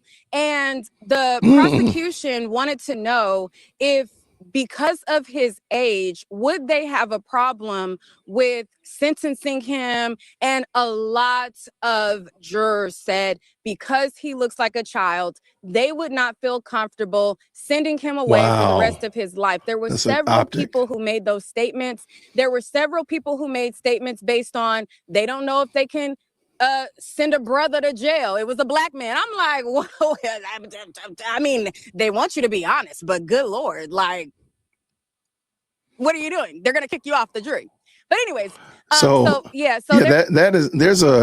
if there's a lawyer or anybody that's in the legal mindset here, pun intended, no pun intended, shout out to legal mindset. There's jury trials are won at the jury selection process. If you work hard to get the right type of jury in your corner, you almost don't even care how the case goes because you got jury that's going to rock with you. So it's almost like this is where it's going to be won right here. So that's very interesting. And I do think that it was probably by intention and by design to make sure that Karmello Anthony looked as small in stature as possible. The suit might be slightly too big, even, make him look small in stature because this is a big deal. And they need people, because what is he, 19 now? Or he's 18 in a couple of months or whatever. So it's probably to their benefit, to their advantage, to have him look as small as possible, as much as a child. Don't come here with no, 5 o'clock shadow. Keep that hair cut nice and trim and look very youthful. That's probably it. Let's go. There was like 2 African-American men that I remember basically saying that they wouldn't feel comfortable sending an African-American man to jail. And the prosecution was just vetting, even if you heard the evidence, even if, this or that, would you be able to decide based on facts? And there was a couple of people who were like, no. And then people who were not even African-American, I feel like the majority, I only heard 2 Black voices that I can recall. But, a voice is just a voice. It could have been other Black people on the jury. By voice, I could tell that it was at least 2 that I heard speak. Every single juror did not speak. There was 449 people in that room. My gosh. The prosecution made sure that we basically knew that, listen, it's a lot of y'all in here. Everybody's not going to be able to speak. And one of the first things he said was, I want you guys to speak up. And the people that speak up the most, just being honest, like y'all probably ain't going to be the ones that make it on the jury, but I want to know how y'all are feeling. So he kind of came off joking. He was very likable. The prosecution, I'm talking about his charisma, like he had a lot of charisma. He was making a lot of jokes, and it was a stark contrast from the judge. So the judge, when everything first started, I think he asked the jurors like if there was anything that they had to say or something along those lines. And one juror stood up. It was I don't know if his race matters, but it was a white guy. He stood up and he said that he forgot that he had a subpoena. And he was like, oh, hey, I forgot that I had a subpoena. And the judge was like, I don't care about your subpoena. Sit down. And I was like, ooh, that was kind of rude. He was rude. The judge was rude. And the guy was like, oh, he sat down. So when the prosecutor came up, it was a huge contrast because he came off likable. He talked about, his background. He was making jokes. He was coming off like understanding. And he was the type of person that, if you committed a crime and they get you in that interrogation room, oh, it's okay. Just tell me what happened. He gave off like, oh, tell me how you feel. Like, yeah, we just want to know. But it's like, you telling him exactly how you feel is going to get you kicked off, or it could be the thing that sends you to jail. But he came off like one of those type of people that, he can get people talking and warm up to him. And that's what he was doing, like getting a lot of the jurors warmed up and expressing how they truly felt. And I'm going to go over everything that I wrote later on, but just to point out some of what my niece took notes. Today. I love her. Come on now. Is she doing a better job, y'all? Okay. There was a lot of commentary last time we watched her. They felt like she wasn't being fair. Are we better with her now? Because I like her, but I want to make sure I'm respecting the audience. And if y'all don't feel like she's probably the best one I found, giving what happened without a whole lot of extra commentary. The other day was a little bit much, but I just want to see what y'all saying. So let me know what y'all think. No, I'm saying niece like in the colloquial sense. I was just saying, she got to go on. Usually when somebody does something great, you're like, oh man, that's my family right there. I just called her my niece because she was taking notes. All right. So yeah, let me know what y'all think for sure. Comment in the chat and let's go. The prosecution, I wrote a note and I said, the judge is extremely rude. I said, he's extremely rude. Karmello is extremely nervous. He's breathing, taking deep breaths, and he's looking around. Then the prosecution came up. His name was Dewey Mitchell. He was at a table where it was 4 of them, including him. And he said that he was the assistant district attorney. He said he came from a little town in Oklahoma, says he's never been the smartest person in the room, and wants to be clear about what we're doing today. The judge spoke about being fair. He says that, and so basically he referenced a joke, or what the judge tried to make as a joke on Monday. The judge basically said, hey, you know, I think everybody on the road should go 55 miles an hour, and I don't think anybody should go over 55 miles an hour. And he was saying something along those lines. And the start of it, the prosecution was like, he said, you know, well, I just want you guys to know I'm fine with people going 70 miles an hour, you know. So he was kind of referencing something that the judge has said the prior day. And he said that, you know, he feels like that's fine being the speed limit. So he then goes on and he says that his job was to talk about, you know, if somebody is accused of a crime, he wants to make sure that they have a fair trial. And he said that the probability, he said, we got juror number 2 right here in the front, and then we got juror number 449 all the way in the back. He said the probability of juror 449 making it on the juror, I'm paraphrasing, by the way, because I was taking quick notes. But in so many words, he was basically saying, like, the probability of juror 449 making it on the jury is probably not going to happen, but you still got to pay attention. So he was just letting them know that even though all of you guys are here and there's 449 of them in that room from the 600 that they originally started with, and all of them are not going to make it, but they still have to pay attention. Another thing that he stated was that they are going to have alternates in the jury, and that they will not know who the alternates are. So each juror will act as if they are on the official jury, and they won't know until the end if they are selected to be an actual juror or not. So he then goes on to say,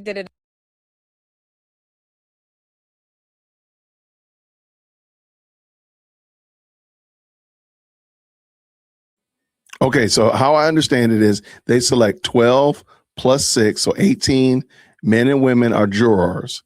And I didn't know that you didn't know you were an alternate, though. So if something happens, am I still muted? I think I got it fixed. Green hearts, green hearts, green hearts.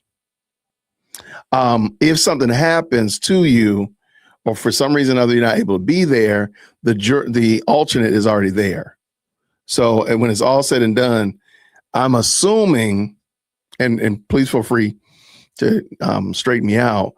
If, you know, let's just say I was a real juror, I was juror number 7, but something happens and I'm not able to be there for whatever reason. Well, the alternate will be the juror number 7, but they won't know about it until the end. So they'll be like, well, you were here, which would have been alternate A, you are now going to be juror number 7, because Jason, you know, got eaten by a pack of rabid gerbils or something. I don't know. Anyway, let's go. He was asking basically, like, you know, he wants people to answer truthfully.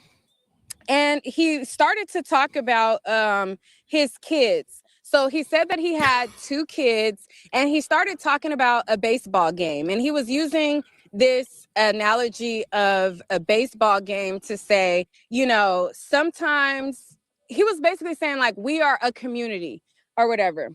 And so he said that he asked if there was any baseball parents. He talked about his kids. He said that Baseball the parents team unite. that his kids play for was bad. And he said that if they lose a game, they had to play early the next day. And he said that, you know, they're basically a community. We all come as a community. And he was wondering how age will play into their decision. He wanted to know, how does race play into their decision?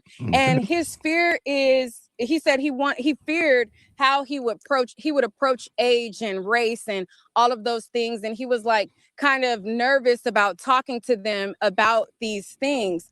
And he said that he wants them to speak up. And he said that if they speak up, they got a better chance of not making it on the jury. And then let's see.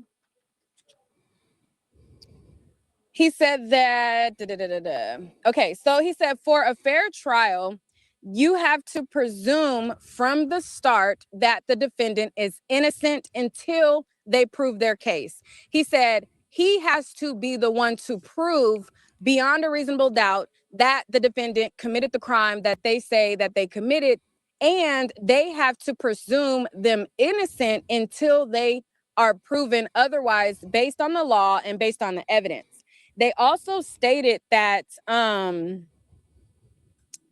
basically whether or not you committed a crime before, like let's say you have a history of going around beating people up. And in this particular case, I'm just using my own analogy. This particular case, you go and you beat somebody up. That doesn't determine whether you're guilty or innocent in this case. The only thing that determines whether you're guilty or innocent in this case is if you're actually guilty based on the law and the evidence. So he kept That might be, and I might be wrong, but I don't know if she explained that correctly. For example, if you're known to go around town and beat people up, that information doesn't play a role in if you're on trial for speeding, right? But if I'm on trial for an emotion, a crime of passion, aka I yoke somebody up by their collar and slung them around, right? Then it might come into play. Like, well, Jason be beating people up in town too. And he's shown a lack of self-control. He shows a lack of emotional intelligence. And he might have yoked this guy up by his collar and slung him around. That might be germane to it. Now, they wouldn't come in there and be like, well, Jason be speeding. What's that got to do with anything? So I don't know. That one, I don't know about that part. If that's a pound for pound. If the past prior bad deeds don't play a role, then maybe that might be why they're not mentioned. Of course, you're not going to get put on trial because you beat somebody up, but if that wasn't what you were being accused of, but it might show a pattern. That could be a pattern. referring to the pre-existing history, or like whether they had it or didn't have it, or whether they were innocent and never committed a crime before. That doesn't matter. What matters is the crime that they did commit, and that's what's before them today. So after that, and let me check hold on, I gotta come off camera real quick. I just kind of want to check in with y'all to make sure, do y'all hear me? Y'all hear? Because my uncle ain't said nothing. He just, okay. Yeah, I don't see the comments. Where'd it go? Okay. All right. And y'all can still hear me clear and everything. The mic is coming through. Okay. Sound is great. Okay. Okay. Sorry. My uncle's, he's so into the screen. I'm like I'm looking for a clue. Like, are they saying anything? Okay.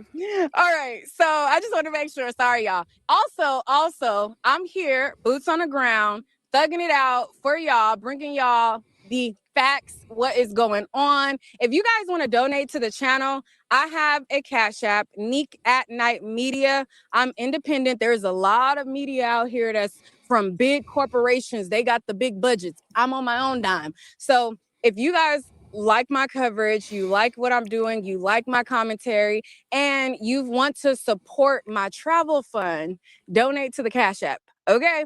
Also, if you don't want to donate to the Cash App, but you want to watch and enjoy for free, hit the like button. Oh, wait, what's going on? Oh my God, somebody's yelling and cursing. Oh. Somebody calling somebody a bitch and all kind of. Oh, damn. Hold on. Well, let's find out what's going on. They said, fuck you, bitch, and all that. Normally we walk away from I didn't see all that part. Drama. But we're at the courthouse, so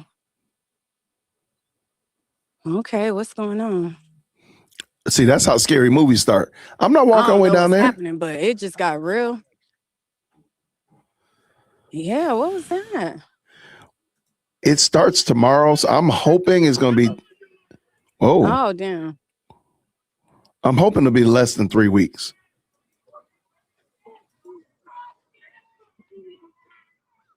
Oh, she trying They to get saying in. fuck you, crackers. Whoa. Oh, okay. We might go ahead and pass Oh, on it's a that. racist white guy. All right, we're gonna pass on that part because they're just doing the most. I'm gonna go ahead and let that one slide. So we're gonna go ahead and end that part. I did leave the link to this if you want to watch that down in the chat. In the description, I apologize for the video. It's in there, so you can go finish up and see what she's talking about. It looks like she's just talking to some people, and they look like they are, shall we say, energized. They're hyped up. They're hyped up a little bit. All right, let's go see what Savannah had to say. Shout out to Savannah. Savannah Hernandez is also there as well. And let's see what she had to say. Okay.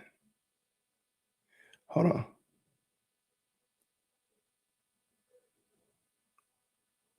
Okay. All right. So shout out to Savannah. She says today is the final day of jury selection and opening arguments will start tomorrow. Oh, they got their jury. Allegedly. So that was 5 hours ago. I'm going to refresh it in a second because I've had this open for a while. So jury selection can be complete today. I'll be going into the courthouse to take notes and we'll report back. Let's see if she did anything. There's a couple of comments. So let's see.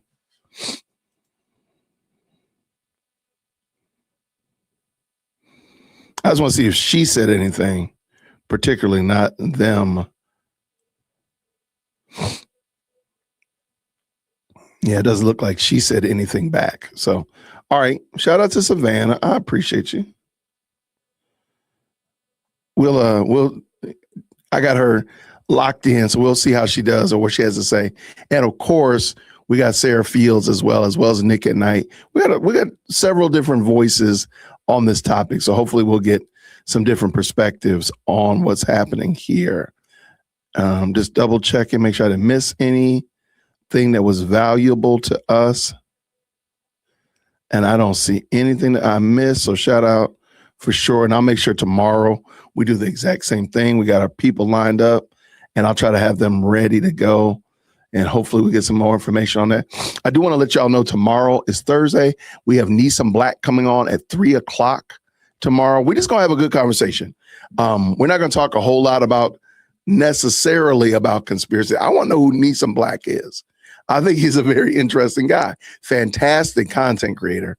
So I want to learn some stuff. I'm going to be taking some notes, finding out how to improve my own content here, but also want to have him on to bless you all. So Neeson Black will be on tomorrow, 3:00 Eastern Standard Time tomorrow. And so I believe we're going to be taking questions as well. I got some questions for him so we can tap in, all that kind of stuff. So please make sure you tap in there. And then tomorrow evening, I'll still do Thankful Thursday as well tomorrow. We're going to go over Karmello Anthony and maybe some body cam shenanigans. You know, we haven't done any body cam in a couple of hours. We got to get that body cam in there. So Neeson Black. Somebody say, who is Neeson Black? Jason, we got to let them know who Neeson is. All right, let me pull him up real quick. All right, he is a content creator of the high melanin content. All right. Let's bring him in real quick so we can see. All right, so we got Neeson coming in on Thursday. Really good content creator. He's got a lot to say. He actually lives overseas, so I want to get some of his perspective over there as well. So he'll be on tomorrow. He's done quite a bit on the Candace as well, as you see. So we'll have him on tomorrow.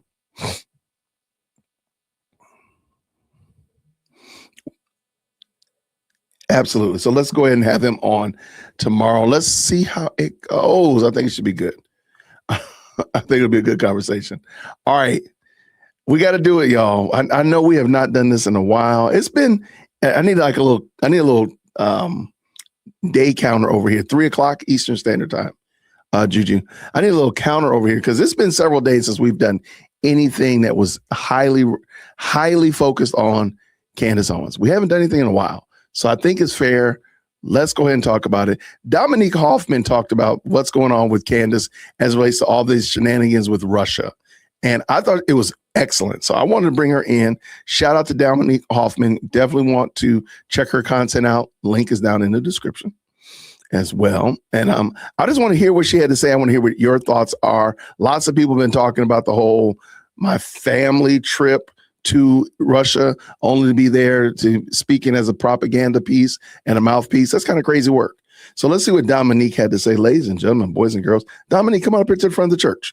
All right, let's go. Let's go. Welcome back to my channel. My name is Dominique Hoffman, and in today's episode, we will be looking at the brazen Candace Owens and her current trip to Russia. She primed her audience last week saying that she was going on a family vacation to Russia, a place that she claims has been spiritually calling her. She's going to this Christian Mecca. I had no idea. I've never heard anybody say that Russia was I've never heard anybody say Russia was Christian, much less like a hot spot for Christianity. That is some crazy work. I've never heard that before. And I believe she said it though. I do believe she said that. She was going on a family vacation to Russia, a place that she claims has been spiritually calling her. She's going to this Christian Mecca. I had no idea that St. Petersburg, Russia was the Mecca for Christianity. Interestingly and ironically, the real Christian Mecca, or our spiritual homeland, is in Jerusalem, in Israel, in the Holy Land, except the complete revisionist, both theological and historical ideology Candace is pushing can't acknowledge that the Christian homeland is in Israel. So she's framed it as St. Petersburg, Russia. And Tucker Carlson, Steve Bannon, others have also bandwagoned and helped propagate that idea. So Candace told her audience this past week that she was going on a family trip to Russia. And she primed her audience, she gaslit her audience into believing that the GOP and others would say that this is a propaganda trip. She goes, just wait for it. I can hear the critics saying this.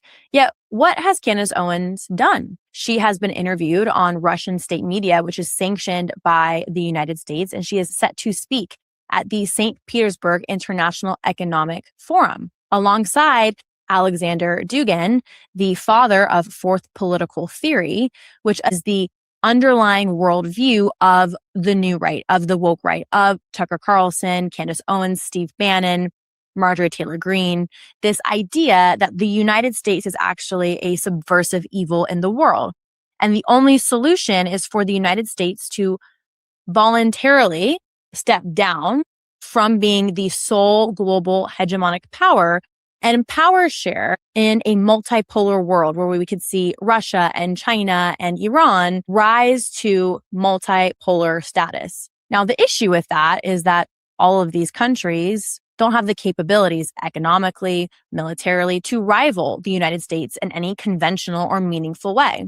So instead, Russia, China, and Iran have funded an ideological subversion in the United States where you have different camps. You have the woke left, which is anti-colonialism or anti-neocolonialism, anti-US foreign policy, anti-capitalism. And then you have the emerging new right.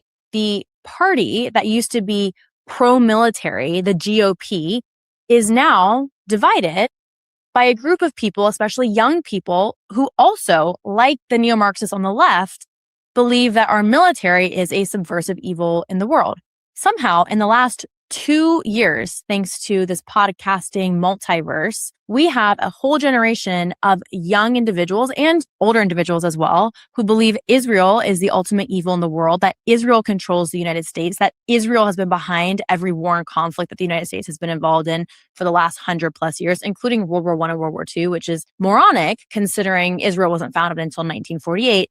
So we have the boogeyman, which is the Jews, Israel, the globalists, the Zionists, and the neocons. And now the party that used to celebrate the 4th of July, they used to celebrate Memorial Day, who used to scream courtesy of the red, white, and blue at the top of their lungs, is now the party that is anti-US military, anti-war, pro-isolationism, and, quote, America first. But to be clear, Alexander Dugin and fourth political theory is anything but America first. It's actually America last. And by convincing close to almost, I would say, half of the GOP, that our presence in the world is an evil force and that it's a zero-sum detractor from our American way of life here at home, meaning wars abroad mean that our way of life is actually lesser than at home, has shifted the Overton window, the policy window on U.S. foreign policy and intervention. Now, why is this a bad thing? Well, as I mentioned, Russia, Iran, and China cannot rival the United States in any meaningful way. So instead, the tactic has been ideological warfare. And unfortunately, I think they're quite successful. Why this ideological warfare? So they're playing a long game. If they can get half of the GOP to elect an isolationist president who wouldn't have strong foreign policy or strong international trade policy, that would allow for Russia and China and Iran to rival the United States in a threatening or meaningful way. That, in combination with the left, which is largely anti-America to begin with, would allow for there to be multipolar global power sharing. But again, not because the United States was rivaled in any meaningful way by these countries, but because ideologically, from within, you would have an electorate and a polity that doesn't see value in the United States being the sole global hegemonic power. And why don't they see the value in that? Well, because we have generations of young men and women who have lived privileged lives here in the United States, who have never left the United States, who are only told about how bad the United States is by propaganda funded by Russia, Iran, and China. And yet they've never been to a different country. They have absolutely no idea what the quality of life, even in a Western country in Europe, is like compared to the United States. Okay, I'm going to jump in. I think part of the problem is, and I do think, as many people have said, I think she's right. I do think that that's what they're doing, but I don't believe that they're as successful as people think they are. I think the problem is, in my opinion, the problem is that we live in a society now where people are spiritually bankrupt. They're spiritually missing the point of the blessing of where God has put you and say, hey, we are here in the United States and this is a blessing to be here.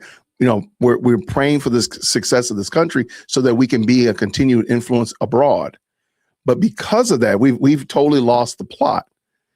And we've allowed all these other things, which I do believe she's correct, to seep in. And because we spiritually have lost our way as Christians, as the people of God have lost our way, we've lost focus off of who our actual king and who is actually ruling and reigning over us. We've totally lost that. So we look at 1600 Pennsylvania Avenue. We look at the Gold Dome in your city hall and such of that nature, rather than look to Christ. So therein is the problem.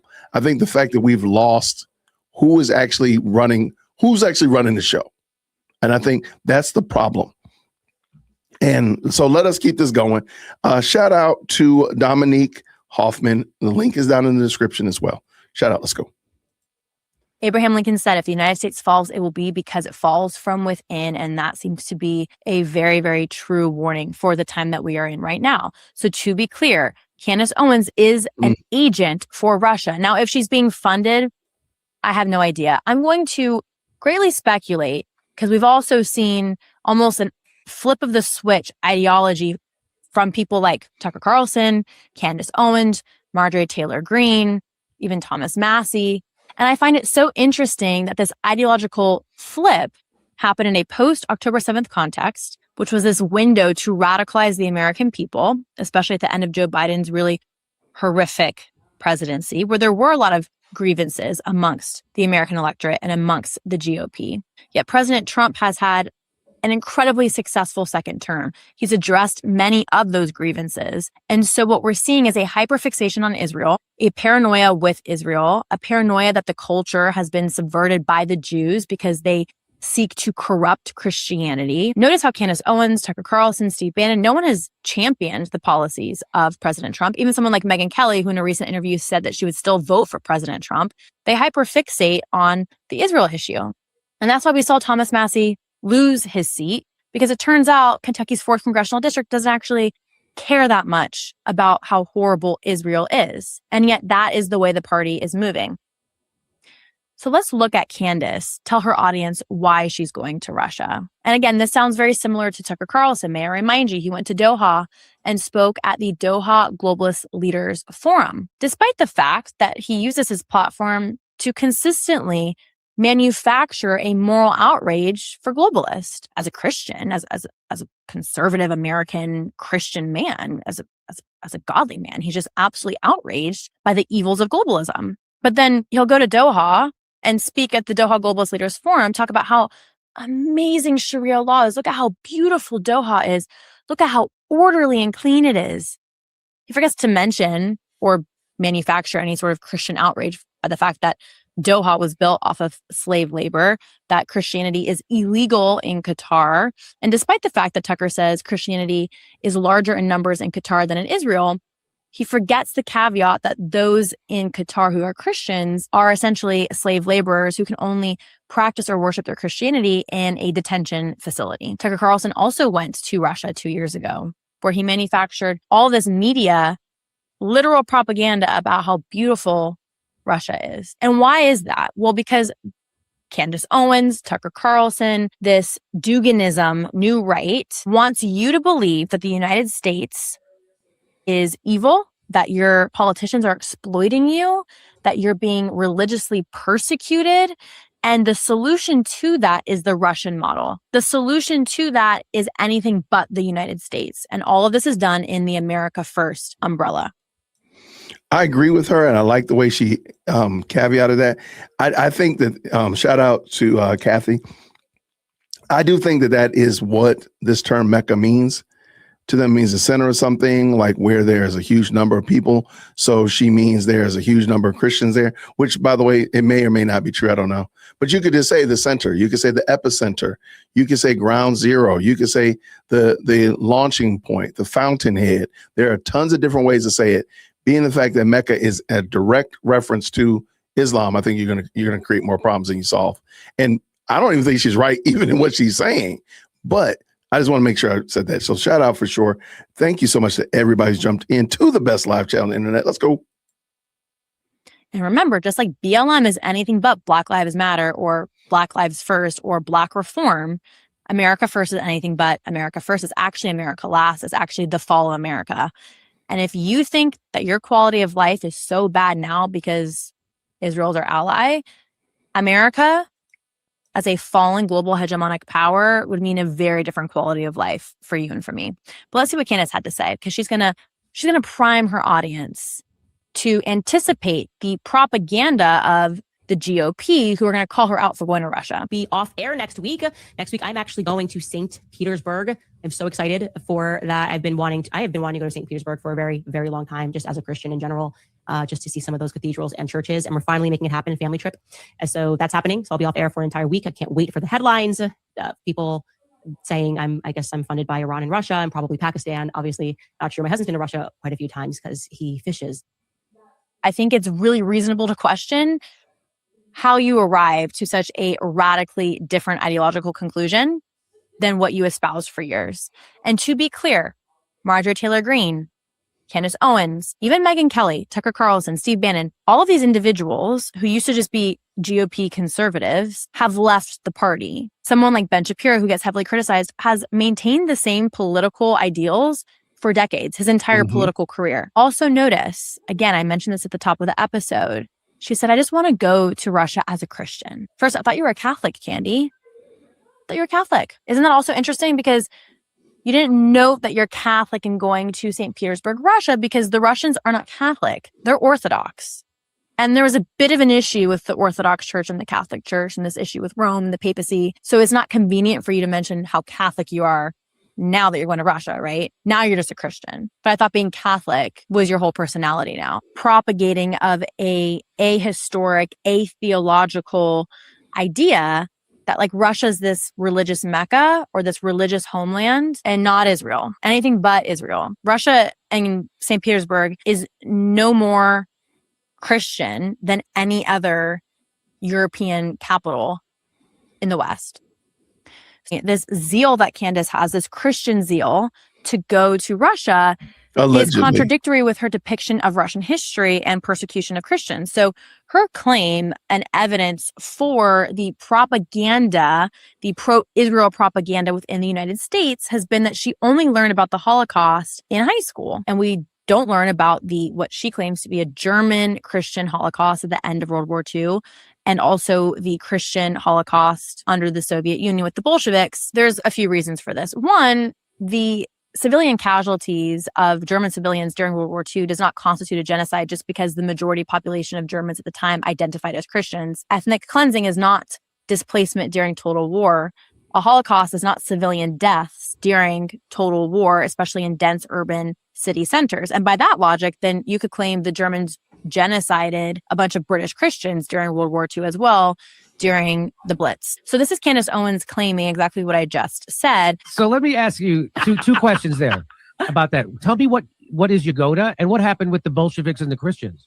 Oh, you just casually killed 10 million Christians. It's incredible. People think that the greatest mass murderer was Adolf Hitler. And no, actually, if you want to talk about genocide, the fact that people in America don't know about what the Bolsheviks did to Christians, where did the idea of a concentration camp come from? The Bolsheviks. The reason why we're not allowed to learn about these people, we don't talk about Henry Yagoda, is because he's a Jew, right? And so it conflicts with the narrative of Jewish people always being the victim in every single circumstance. So we're willing to push away Christian history. We don't talk about Christian history whatsoever because they have this bizarre focus, our classrooms, on training us to have this bizarre allegiance to Israel. And so to suit us, I feel that we are heavily propagandized in the classroom. And the reason why I feel that way is because we spend years talking about the Holocaust, only for me to learn when I'm out of school about a bigger Holocaust that took place at the exact same time. We're locking arms with Stalin. I mean, you read Alexander Solzhenitsyn talking about the gulags and who built those gulag systems, who created those gulag systems. The majority of them, he eventually wrote a book, were Jewish men. And of course, this does not become collective guilt. Doesn't mean all Jews are Bolsheviks and think this way. But the fact that I'm denied the right to talk about my history while you demand I talk about yours,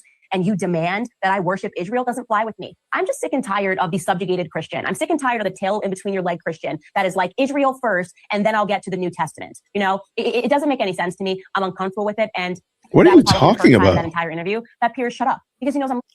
Well, first off, it's not Candace's history. She's not right. Russian, nor is she an Orthodox Christian. And if she wants to say it's part of Christian history, I would say, well, then why do you turn a blind eye to the Christian persecution across multiple caliphates, multiple centuries into modern day in the Middle East? Well, the inconvenient truth is because it's at the hand of Arabs. And Candace has also propagated the idea that the Muslims are our brotherly allies and we share an enemy in the Jews. So it's an inconvenient truth for her. Who is Heinrich Yagoda? He was one of the leading architects of Stalin's early terror system and was the head of the Soviet secret police and the Great Purge as it reached its peak. There was immense amount of internal dissent after the Bolshevik Revolution in those interwar years. He was, in fact, born to a Jewish family. However, he joined the Bolsheviks during the 1917 revolution. So by virtue of him being a Bolshevik and being a revolutionary, something's wrong with this. He was not a religious Jew. He rose through the Soviet security apparatus, and he served as the head of the Soviet secret police from 1934 to 1936. He was part of the expansion of the Gulag labor system, was in charge of arrest, executions, and political repression during Stalin's consolidation of power. He did construct a major forced labor project, including the White Sea-Baltic Canal construction, built largely by Gulag prisoners under horrific conditions. And he did persecute religious groups, including Orthodox clergy and other believers, including Jews. He eventually was actually replaced by Stalin, and he was arrested during the Great Purge, and then he was executed in 1938. But Yagoda was one person in Stalin's security apparatus. He was acting at the instruction of Stalin. Again, the forced labor camps were for those who politically dissented and were therefore enemies of the Soviet state, not because they were religiously Christian.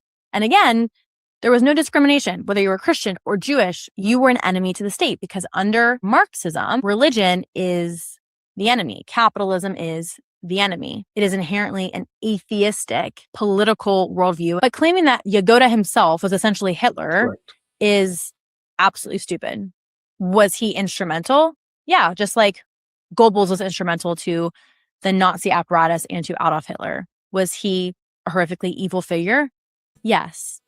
Was he the architect of a Russian Christian genocide? No. Was he responsible for the death of 10 million Christians? No. Even the fact that he was executed in 1938 meant that he wasn't there for the peak of that terror at the end of the 1930s and into the 1940s with the war. And was Stalin just as evil as Hitler in his own way? Yes, Stalin actually killed more people and more of his own people than Hitler did.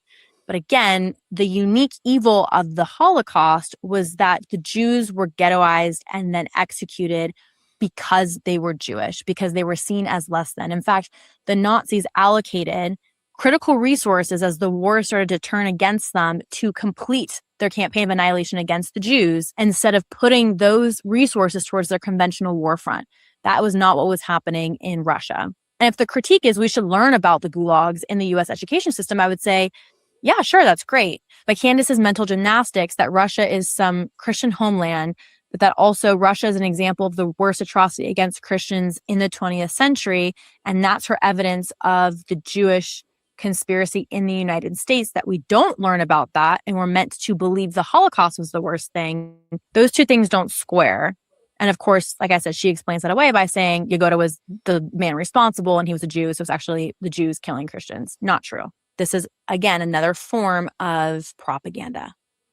Don't believe me? There was a fact check under this X. Candace Owens did claim the Bolsheviks, led by Jewish NKVD head Heinrich Yagoda, killed 10 plus million Christians, calling it a hidden genocide. Historically, Yagoda, Jewish, ethnically, not religiously, again, he was Bolshevik, oversaw early purges and gulag expansions. And he was linked to roughly 12 to 25,000 deaths in one canal project that I just mentioned. Stalin-era death tolls do estimate, and again, these are hard to pinpoint because a lot of these were also peasants and there wasn't a great census recording, but 9 to 20 million from famine, from the purges, from camps. But they were not solely Christians, and it was not Yagoda who oversaw this campaign or project solely on his own. He was one agent in a larger apparatus led by Stalin.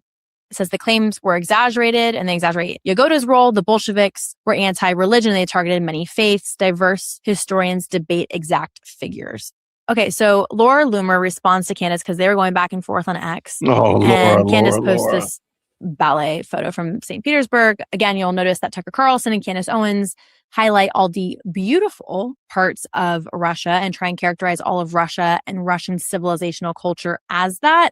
If you were to go a few minutes outside of the St. Petersburg city center, you would see a bunch of Soviet-era compounds, which are a lot less beautiful. I really wish someone would go to Russia and show that side of things, but that's neither here nor there.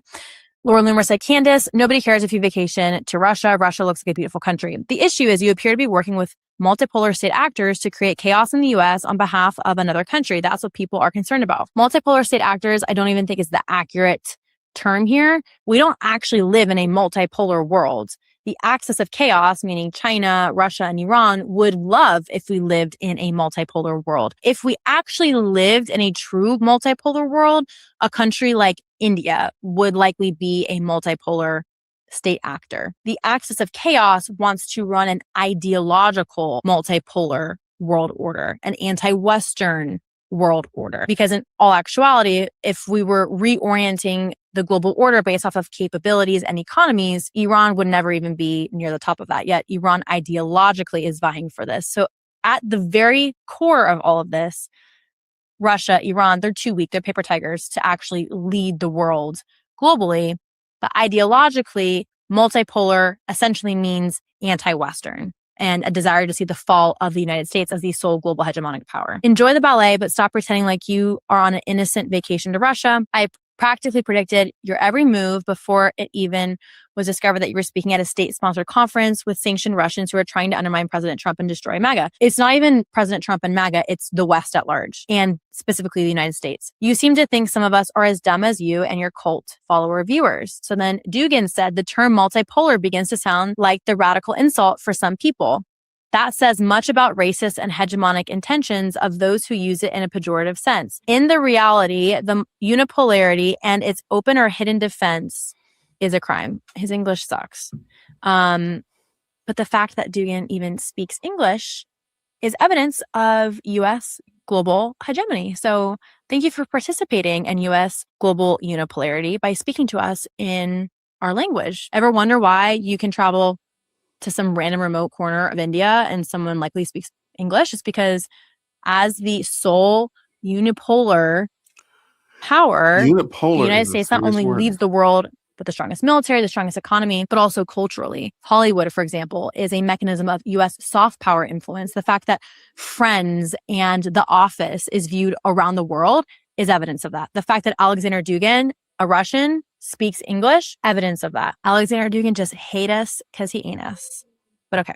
So now let's look at some of the tweets that have come out from Candace Owens. So all of this propaganda. And by the way, Russian state media has been reposting all of Candace's ex-post from her trip to Russia, which should tell you everything about who she's working with in Russia. She's anti-war, but doing propaganda for a country that has caused the death of over 1 million people in less than 5 years. Russia aggressed into Ukraine. Russia started a war it cannot win because, again, it's too weak to win. So then Candace posted this. I'm not sure what I was expecting, but I wasn't expecting this. Moscow is an unbelievably beautiful city. Again, this is all pre-Soviet infrastructure, culture, architecture, or as Candace would say, architecture. And then she also tweeted that same day, I'm starting to understand why the talking heads panic and shout and lie about, quote, Russian collusion when they learn an American with a platform is traveling here. It's Plato's allegory of the cave. God, she's so insufferable. Like, she thinks she's truly so brilliant. It is genuinely shocking how clean, beautiful, and ordered this city is. It is so far removed from media depictions. Sounds like something someone else said. Oh yeah, Tucker Carlson. It's so clean. I've never seen anything like it. It's beautiful. It's orderly. It's clean. That's literally state propaganda. That is pro-Russia rhetoric. Or again, as Candace would say, rhetoric. Okay, so again, Candace is in Russia. She hates Israel because those who start wars are evil. Yet when Russia starts wars, it's not evil. And again, that inconvenient truth about Ukraine, we're just going to completely ignore Ukraine. Ukraine is full of a bunch of Orthodox Christians as well. Crazy, she doesn't seem to care about those Christians. As Laura Loomer pointed out, she's on a full campaign in Russia. So Russian state-directed Zargrad TV, sanctioned by the United States, announces that Candace Owens has been interviewed by a spokesperson from the Russian Orthodox Church, which is controlled by Putin. Everything is state-controlled. The media, clergy. It will soon be released on TV. And then here we go about her participation at the St. Petersburg International Economic Forum. So Candace will be joining Putin, Dugin, and many Russian government intel and propaganda operatives as a speaker at the St. Petersburg International Economic Forum. She said she might meet Dugin due to Zionist lore about him, as if her critics are making this meeting happen. The truth is, Dugin was already scheduled as a speaker at the same event as her. Yes, because he's an essential actor and figure in this anti-Western ideological campaign in the United States. So this is confirmation from the website that Candace Owens is one of the speakers alongside Alexander Dugin. He literally looks like Rasputin, actually. This is Rasputin. I learned about Russian history in high school, Candace. He was the Russian mystic and faith healer who essentially was one of the reasons why the Tsar fell. I guess the resemblance isn't too strong. The fact that Candace Owens is trying to claim that it's the Jews and the Zionists who are going to propagate her meeting Dugin as meaning some sort of an ideological subversion, when in actuality that's exactly what it is crazy to me that her cult followers will actually believe her and not look at the blatant facts in front of them. She's in Russia. She says she's going for a family vacation, but she's actually speaking at a forum alongside Putin and Dugin. You invite people to speak who align with you ideologically. Same thing with Tucker going to the Doha Globalist Leaders Summit. Russia, Qatar, they are buying influence. And these elites look at you and laugh. Candace is an elite. She married a member of the British aristocracy. Tucker Carlson is a DC Nepo baby, and they're laughing in your face. It's very clear to draw the lines through what they claim, their rhetoric, their worldview, what they espouse, and come to a conclusion about what they mean. But they're going to tell you it's actually just the Jews and the Zionists are going to make you think that's what I mean. I don't actually mean that, but I am going to go to Doha. I am going to go to Moscow, and I am going to participate with the very people I'm claiming the Jews are going to propagate me as aligning with, but that doesn't actually mean anything. I mean, what level of stupid do their viewers have to be in order to buy into that? Here's Candace saying, The Christian expression and heritage is unmatched. Unsurprisingly, they are lying to us about Russia. Again, this is in St. Petersburg, Russia.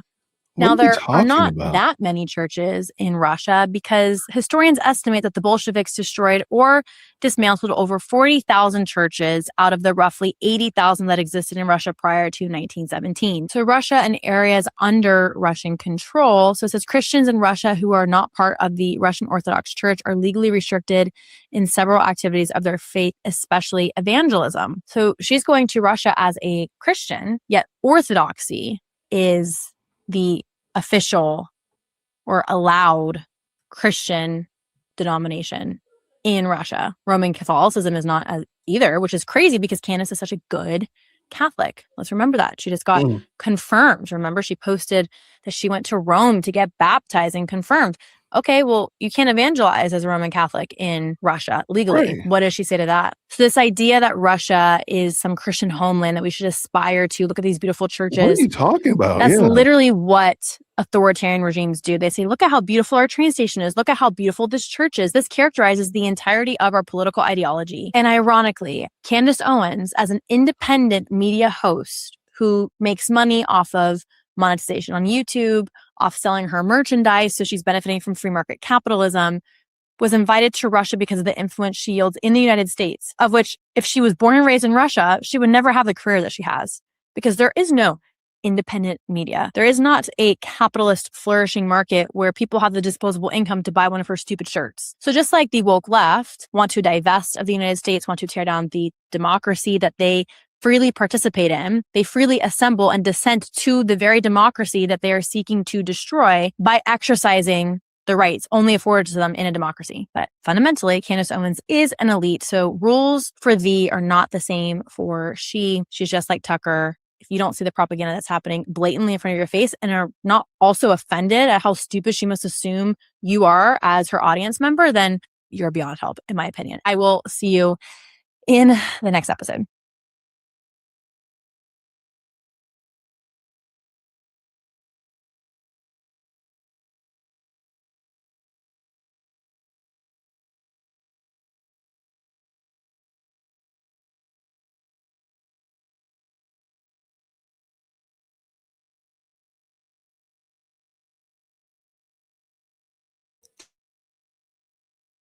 Shout out. I'm muted. I did it again. Y'all go ahead. Y'all go ahead and tell me I was muted. There you go. They dogging your boy out. Go ahead. Y'all done? Shout out to Dominique Hoffman. That link is down in the description. I thought she did a great job of explaining what is going on with Candace. And I think even more importantly, pointing out the hypocrisy. And I have no idea. I've never heard that Russia was some kind of Christian motherland. I've never heard that before in my life. But what do we really expect from Candace? Like, for real, I really expect her to say that. I expect her to say that. I really do. So shout out to y'all. Thank you so much, everybody. All the new subscribers, thank you so much for subscribing to the channel. Thank you so much for hitting the like button. My goal last month was 150,000 likes. We got 74,000, I believe it was, 76, somewhere around there. I think it's still percolating. I'll look again today. But I appreciate it. Thank y'all so much for just hitting the like button. I really do appreciate that. Also, there is a playlist on my channel if you want to go through. At my church, we are going through the book of James. Every sermon has been listed in there, and Sunday's sermon was great. So shout out to that. The playlist, the book of James, is in there. So definitely cop that and check it out for yourself. And every Sunday, we just add another one to it. And we're almost done with the book of James. I don't know where we're going after that. I got to ask, but we'll be there nonetheless. So thank y'all so much. Shout out to all the brand new members. And I appreciate you all, everybody, all the members. Please make sure you check out the members only section on the community post. There's always good stuff there for you. So thank you so much. Did I lose my sound again? Or this is before? I think y'all can hear me now. Green hearts if y'all can hear me. How about that? I can hear me. Thank you so much, Tina. Okay, cool. All right, great. No, I really do appreciate it. Thank y'all so much last month for running up the score on the merch store, by the way. I really do appreciate that.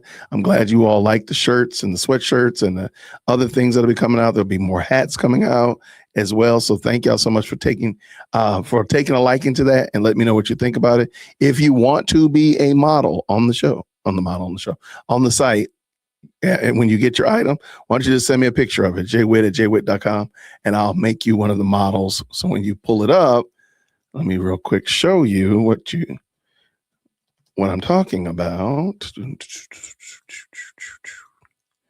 Share this tab. There we go. It doesn't want to share. It doesn't want to share. There we go.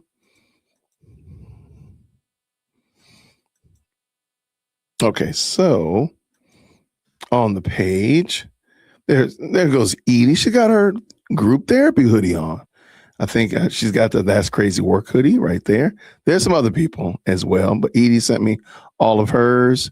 We got Monique Deshawn over here with her embroidered. So anyway, if you want to grab one, are there no tees for the kids? That's a great question. I don't think there are any t-shirts for children. I don't think there's any t-shirts, like, even on the make sure you honk if you're suing Candace Owens. Though. That's your bumper sticker. That's a great question. I don't know that. I'm gonna go look real quick. Mike, shoot me an email and I'll check in a second. And I'll try to get back to you. I don't think they have kid size shirts though. I don't think they do. Let me look right now. I can do it right now. And I don't need to interrupt the flow of the show, but I don't believe there's any kid size shirts. Let me double check.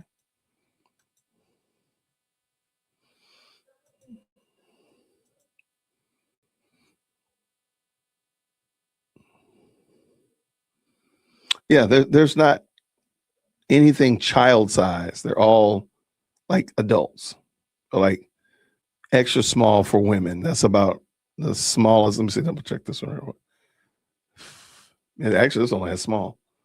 Yeah, I can just get smalls. They don't even make them available for children. I'm sorry. That's a great question, though.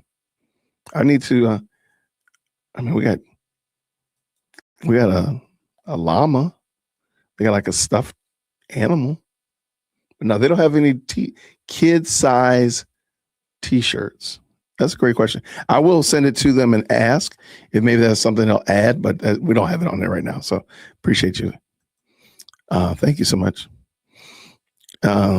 Appreciate y'all. I do appreciate it. Remember, tomorrow we will have Neeson Black on. We're gonna have a great conversation there tomorrow. Looking forward to chatting with him, meeting him, and chatting it up with you all. So bring your questions for Neeson. I think that'll be interesting to have him on and just talking. I got some questions for him that probably not even related around Candace or anything like that. They're not gonna be super deep. So y'all take the deep questions. I'll take the shallow ones. How about that? Thank y'all so much, everybody. Thank you so much to the moderators and all of that good stuff. Megan in there. Wait, what? Megan? What is that? Who's that? In there? In here? Oh, okay. In here. I got your point. I got you. Yeah, check out Neeson Black. Definitely looking forward to seeing him tomorrow, having him come on the show. Thank you all, everybody who supported the show, whether it be through super chats or super thanks, cash apps, buy me a coffees, or just coming to the show and hitting the like button, commenting, being a part and a member of the best live chat on the internet. Thank you all. It really does mean a lot. I really do appreciate y'all. Thank you so much for the prayers. Thank you so much for commenting about this. And I'm looking forward to having a conversation with y'all real soon about it. So we'll do this again real soon. Moderators, thank you so much for keeping everything in the middle of the road so we can get to safe and quiet harbors. We're about to pull into port. So thank you, every last one of you all, for tapping in with us. If you don't mind, on your way out the door, make sure you tip your waiters. Green hearts in the chat, and I will see you all real soon. Everybody have a fantastic night. See you tomorrow for Thankful Thursday. And until then, everybody,